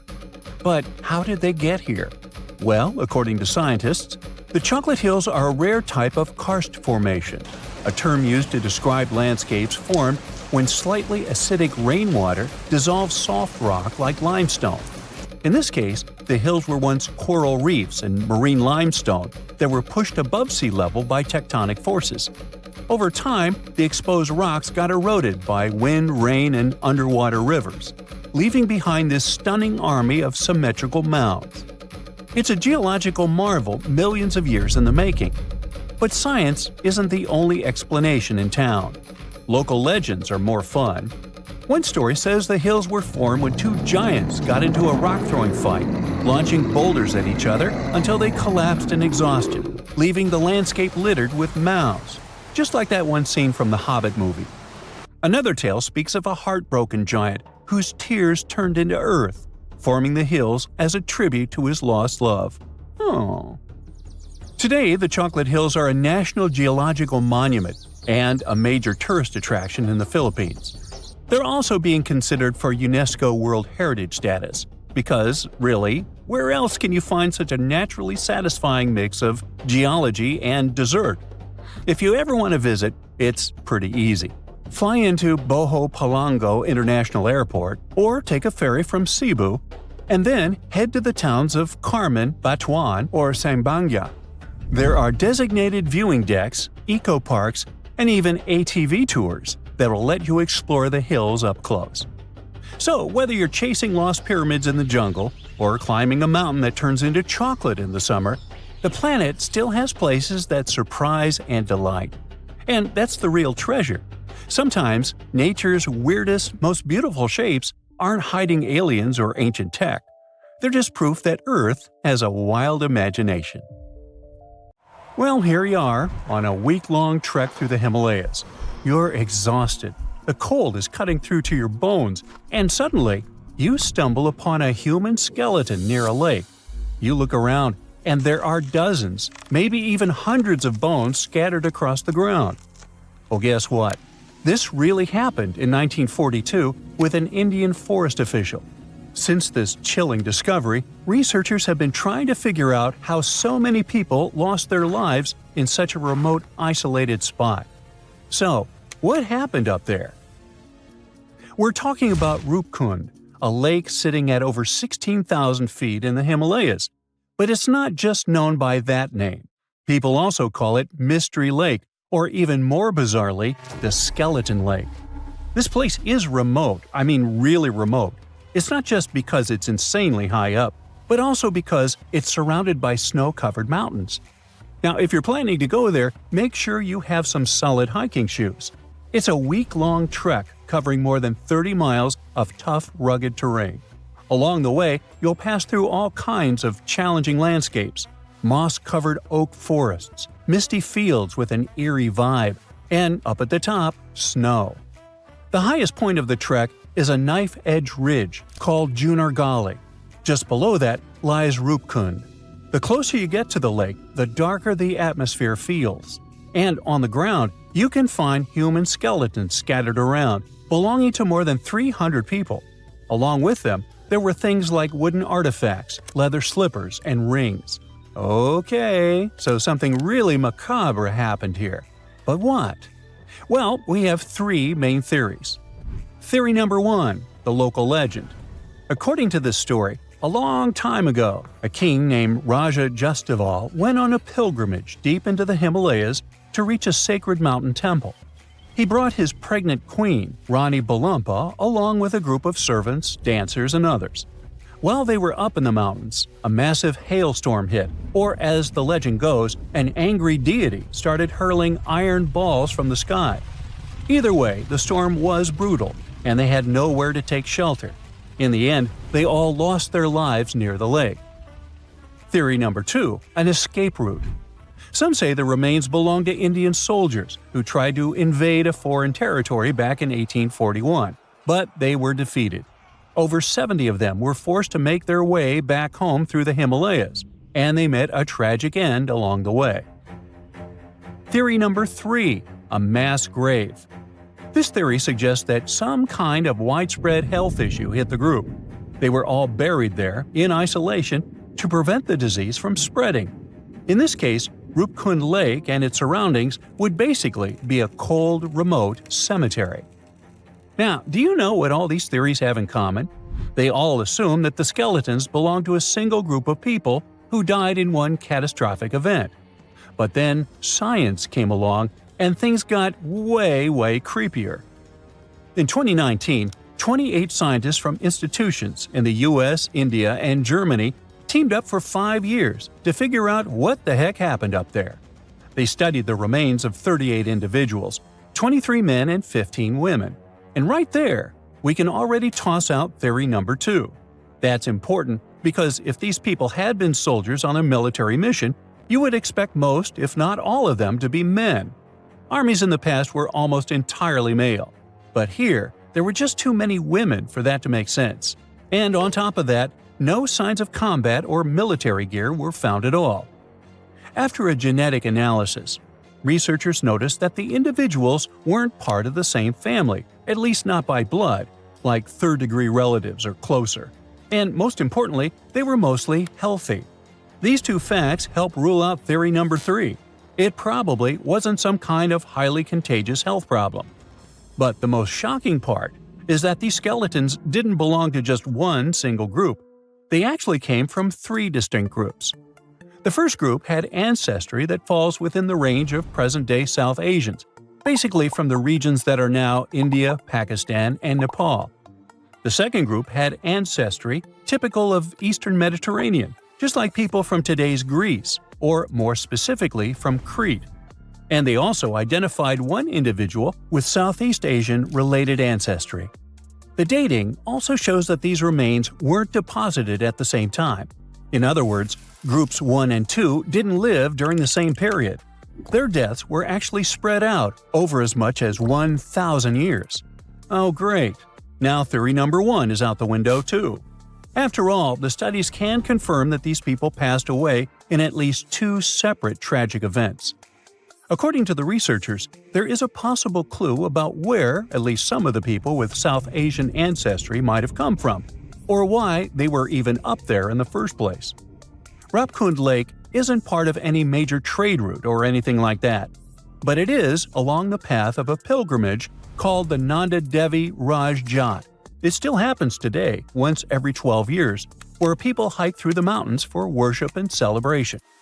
Now, the written records of this pilgrimage only show up around the late 1800s, but there are inscriptions in nearby temples that go way back, like to the 8th or 10th century. So, it's possible the tradition started much earlier, and maybe some of these people passed away during one of those early pilgrimages, due to a heavy storm or some other natural disaster. Okay, but how do we explain the group that came from Greece? Well, that's definitely more puzzling. First, because there aren't any historical records or evidence to explain who these people were or what they were doing in the far reaches of the Himalayas, so it's hard to know where to start. The study suggests that they could have been a group of unrelated men and women born in the Eastern Mediterranean region around the time the Ottoman Empire controlled that area. The evidence suggests that they had a diet mostly based on land-based foods, not the seafood you would expect from people living near the coast. So they might have lived inland and somehow ended up in the Himalayas, possibly traveling for reasons that researchers can't fully explain yet. The best guess is that they were also participating in a pilgrimage, but honestly, it seems pretty unlikely that people from Europe would have traveled all the way to Rupkund just to do that. And let's assume they did. What exactly happened to them? I mean, how did they all pass away in the same exact spot? Well, the researchers can't say for sure, but people online love to speculate. You think? Some suggest that they fell from the Junagarli Ridge, or since they were at such a high altitude, maybe they passed away due to acute mountain sickness. Up there, the oxygen levels are much lower, which can lead to things like headaches, vomiting, and dizziness. The problem is, it can escalate quickly, and if it affects your lungs and brain, it can become life-threatening. So yeah, it could have happened. But it's still strange to think it happened to so many people all at once. We definitely still need a lot more answers when it comes to Rupkund. But one of the obstacles researchers face is that the site remains highly disturbed and unpreserved. Over the years, trekkers have moved around the skeletons, or worse, some have even taken them home as macabre souvenirs. But the more we mess with those remains, the harder it becomes to find an accurate answer in the future, no matter how much science advances. So, for now, the Mystery Lake will remain exactly that, a big mystery. Stone Age people were grunting cavemen with spears. True or false? Absolutely false. They were gathering around and forming real culture as far as we've discovered. In Turkey, scientists uncovered a 12,000-year-old mystery that's revising history. It's a sophisticated cosmic calendar made out of giant stone temples that may actually be a warning from the stars. We're talking about Gobekli Tepe. This prehistorical site predates even Stonehenge, our classical stone ring circle, by 6,000 years. And it upends why we think Stone Age civilizations emerged and thrived. Here's how this discovery could change our collective history. Around 10,850 BCE, a massive comet, or better yet, a bunch of comet fragments, smashed into Earth. The skies darkened, the temperature dropped, big animals vanished, and it kicked off a mini ice age that lasted over 1,200 years. What's now a place called Gobekli Tepe was home to a group of humans who survived this entire chaotic event. After it happened, they started paying close attention to the sky. As a way of trying to control time a little bit more, they tracked the movements of the sun, the moon, the planets, and comets. This in turn led them to build a huge lunisolar calendar, the first one in the world. Now, if you were to tour around this classic Stone Age monument, you'd see that not all the stone pillars are blank. Some of them have carvings, like this main one with a bunch of V's on it. Turns out there are 365 V's, which scientists believe represent the days of the solar year. One of them, a V hanging on a bird's neck, is thought to mark a solar eclipse. Other pillars have dangerous animals carved on them, like foxes, lions, scorpions, vultures, twisting and crawling up the sides. Unlike typical Stone Age carvings, these weren't of edible animals like deer or sheep. One of the theories is that these drawings were symbolic. Some archaeologists believe they reflect the fears and chaos this civilization had lived through, a kind of collective attempt to make sense of a terrifying and unpredictable world. Archaeologist Danielle Stordour has highlighted the images of vultures, saying they represent the people who passed away. In some ancient cultures, vultures were believed to carry the souls of the deceased into another realm. She's seen similar symbols in ancient sites nearby. To understand why this all makes sense, we need to dig deeper into the real purpose of this site.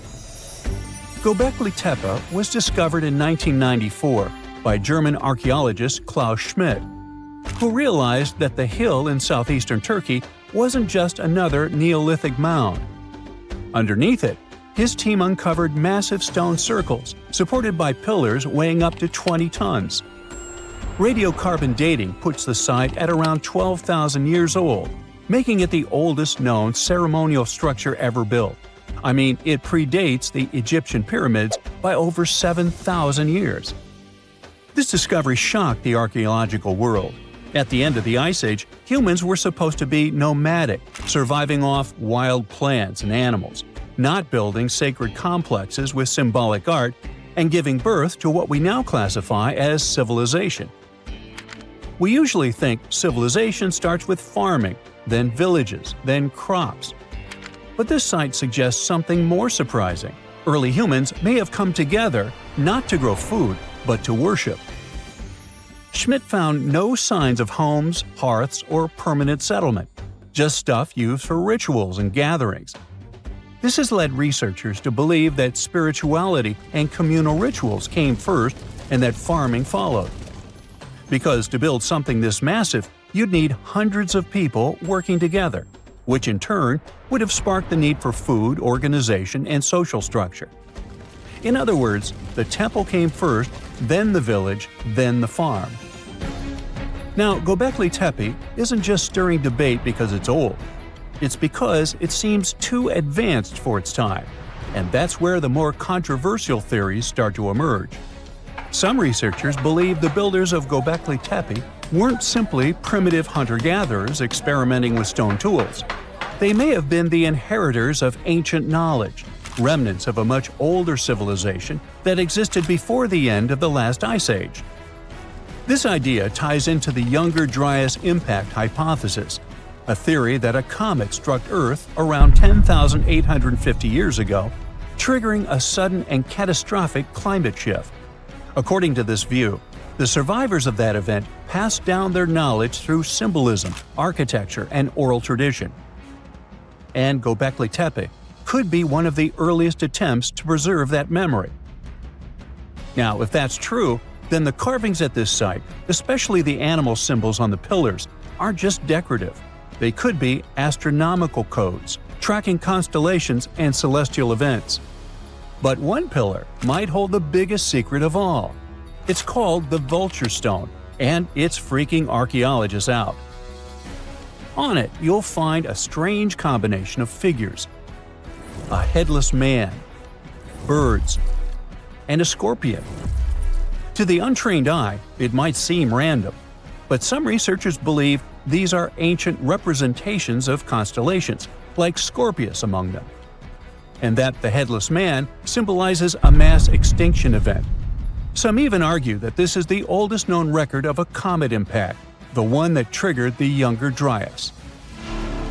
And if you're wondering who this older lost civilization might have been, they are called Atlantis, or more neutrally, Civilization X.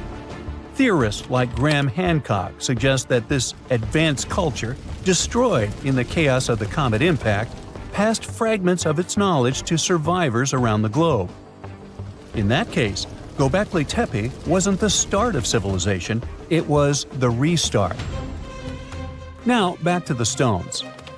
Pillar 43 may look like a celestial calendar at first, but when archaeologists recreated the sky patterns encoded in its carvings, they found a precise snapshot of the sky dating back over 13,000 years.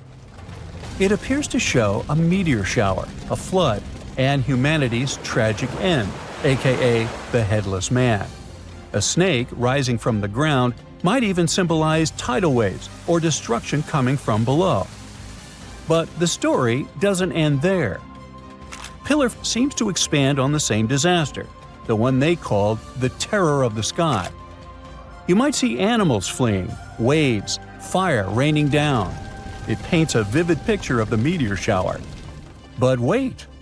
While Pillars 43 and 56 may encode memories of a past catastrophe, Pillar 18 might be a forecast. That stone zooms in on the Aquarius constellation. If this sounds familiar, maybe it's from the phase Age of Aquarius, which is the age we're living in now. Some enthusiasts believe this may be a warning for us, and may be telling us that a similar meteor shower will hit Earth and thus you and me and us.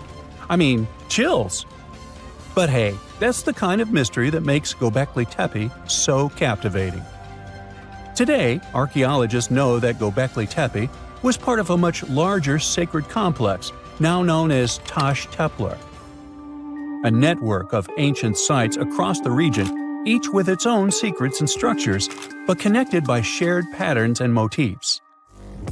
In 2019, excavations began at this sister site, just 40 miles from Gobekli Tepe, known as Karahan Tepe. And here's the twist. Some researchers believe Karahan Tepe might be even older. Unlike Gobekli Tepe, which appears to have been primarily ceremonial, Karahan Tepe has signs of domestic structures like walls, tools, and perhaps even homes. And that changes everything. Because whether these sites were the work of highly sophisticated hunter-gatherers or survivors carrying the fragments of a lost pre-Ice Age civilization, one thing becomes clear. Our ancestors weren't just surviving. They were planning, tracking, and predicting. They were far more capable, curious, and connected to the universe than we ever gave them credit for. You're flying over the Sahara Desert in a small, light aircraft when you spot something truly weird. It seems to belong to a very different part of the world, the ocean. But what ocean can be huge enough for this monstrous sea star to dwell there? You descend and realize that it's not a sea star. It's a towering dune with a pretty unique shape, and it's not alone. From afar, these magnificent sand structures look a bit like pyramids. They have pointed tops and radiating arms. Called star dunes, they're the most complex and largest desert dunes in the world. They're the tallest of their kind, but that's not the coolest thing about them. Researchers have found similar formations on Mars and even on one of Saturn's moons, Titan. Star dunes aren't super rare, but they're especially widespread in southeastern Morocco near the border with Algeria. That's where you're flying at the moment, and the breathtaking dune you're marveling at is Lella Lalia, probably the most famous of them all, a giant 330 feet tall. Scientists believe that it formed in less than 1,000 years. How about doing some research to find out more about these unusual formations? There, I see a great spot for landing. Star dunes got their name because of their multi-armed shapes. They form in areas where winds change direction throughout the year. But even though you can find them in different places on our planet, there is just one confirmed star dune in the rock record, the collective record of Earth's development reflected in preserved rocks. The star dune in question is in Scotland, and it's ancient, from about 250 million years ago. That's all we know about super old star dunes. Probably because we don't know what to look for to identify one. Another problem: star dunes often form in remote locations, which makes them extremely difficult to study. Imagine reaching the nearest settlement, then somehow traveling who knows how many miles to the dune itself, and then slogging up several hundred feet of shifting sand. I'll pass. But you can go since you've already landed, and the dune is right here in front of you. Currently, you're in a dune field called Erg Shabi. Lucky for you, this area has long become a popular tourist stop. Look, in the distance, there are hotels and even a good road. Scientists who examined Lella Lalia before you used ground-penetrating radar to find out more about the sand formation. This equipment can detect the tiniest differences in sand grain sizes and water content under the surface of the dune. That's how you can create a picture of its interior layers. Look out! Phew, it was a close call. See this trench? The researchers dug such trenches to take samples of long-buried sands and then examined them. It's a pretty cool process. The thing is, while buried deep inside, the quartz in the sand accumulates radiation coming from natural sources within our planet. We can compare the grains of quartz to minuscule rechargeable batteries. They can store the energy they get from radiation. When researchers bring them to the laboratory, they can make the grains release that energy, which comes out in the form of light. Scientists can measure the brightness and say when the sand enjoyed sunlight for the last time.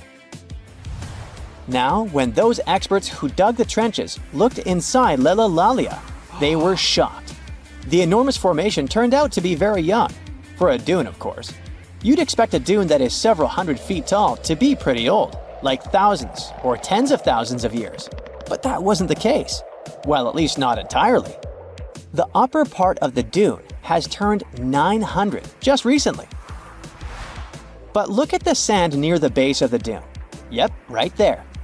Well, it was buried there around 12 or 13,000 years ago, representing ancient dunes in the area. Those good old dunes were active for a couple thousand years, and then something went wrong. Because for a whopping 8,000 years, the sand wasn't accumulating there. A mystery? Scientists might have an explanation. You see, the first part of this quiet period occurred during the time when the climate became warm and wet. Yep, even in the Sahara.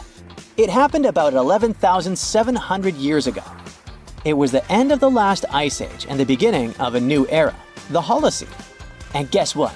The Sahara went green. It started blooming like your local botanic garden. Plants started popping up all over the place, stabilizing the sand. If you had visited the Sahara during that period, you wouldn't have recognized this place. But you would have likely come across humans wandering marshy landscapes and hunting for food. Researchers have found pottery fragments and stone tools on one side of Lella Lalia. That's true. As sand dunes form and then shift throughout their lives, they swallow and protect ancient remnants of life. Just dig well enough and you might find something that will provide you with a window into the past. It can be ancient fossils, anything from fossilized shells and corals to prehistoric plants. Those can offer precious insights into the history of our planet and the living beings once inhabiting certain regions. Now, it might come as a shock, but in the Sahara Desert, scientists have uncovered well-preserved marine reptiles and fossilized fish within the layers of those ancient sand dunes. They are the remains from the time when the Sahara was covered with a sea millions of years ago. Anyway, it's time to leave that ancient paradise if you want to survive. 4,000 years ago, the wet period came to an end, and the Sahara dried out again. Interestingly, our dune didn't begin building up right away. For some time, sand probably blew through but didn't accumulate. Or the dune could have started growing in a different location. And it's a valid theory since scientists have discovered recently that Lelolalia shifts around 1.6 feet every year. It also accumulates about 6,400 tons of sand every year. Now, if you've been inspired by your dune trip and are now eager to explore more of them, I've got some unpleasant news for you. Unfortunately, although there might be star dunes locked in sandstones around the globe, they're super tricky to detect. The problem is, dunes are huge, but they lack a single distinguishing feature. So you'd really need large exposed beds of rock if you want to get a wide enough view to identify a star dune. On the bright side, there surely are places where it might be possible to do such research, but you should be ready to know that it might be just a set of various features that look like other dunes. But if you combine them, you'll say, it's likely to be a star dune. Comment below if you'd like to go on a trip in search of a star dune. Meanwhile, we'll continue our journey. You decide to have some rest and start climbing down the side of the dune. That's when you begin hearing it. Terrible, haunting sounds. Are there ghosts nearby? Worry not, you're safe. You might have heard of a phenomenon called singing sands. As you walk down some sandy slopes, you disturb the grains of sand. They rub against each other, producing friction that creates those eerie melodies. With each step, the sand beneath your feet comes alive in a ghostly choir of whistles and whispers. The sounds range from low hums to loud, high-pitched wails, as if an otherworldly symphony is echoing through the dunes. But of course, scientists have their own very practical explanation, attributing this phenomenon to the right atmospheric conditions combined with the unique size, shape, and moisture content of the grains. Now you've almost made it all the way to the bottom of the dune, but beware of slip faces. When a sand dune reaches a certain steepness, it develops a slope. That's the very slip face I was talking about. This slope is usually on the leeward side of the dune and sheltered from the prevailing wind. Sand grains start accumulating on the windward side, slowly creeping along the dune's gentle slope. At one point, they reach the top. Gravity takes over and they start sliding down, triggering a cascading effect. It looks like a miniature sand avalanche, and I wouldn't want to end up in its way. That's it for today. So hey, if you pacified your curiosity, then give the video a like and share it with your friends. Or if you want more, just click on these videos and stay on the bright side.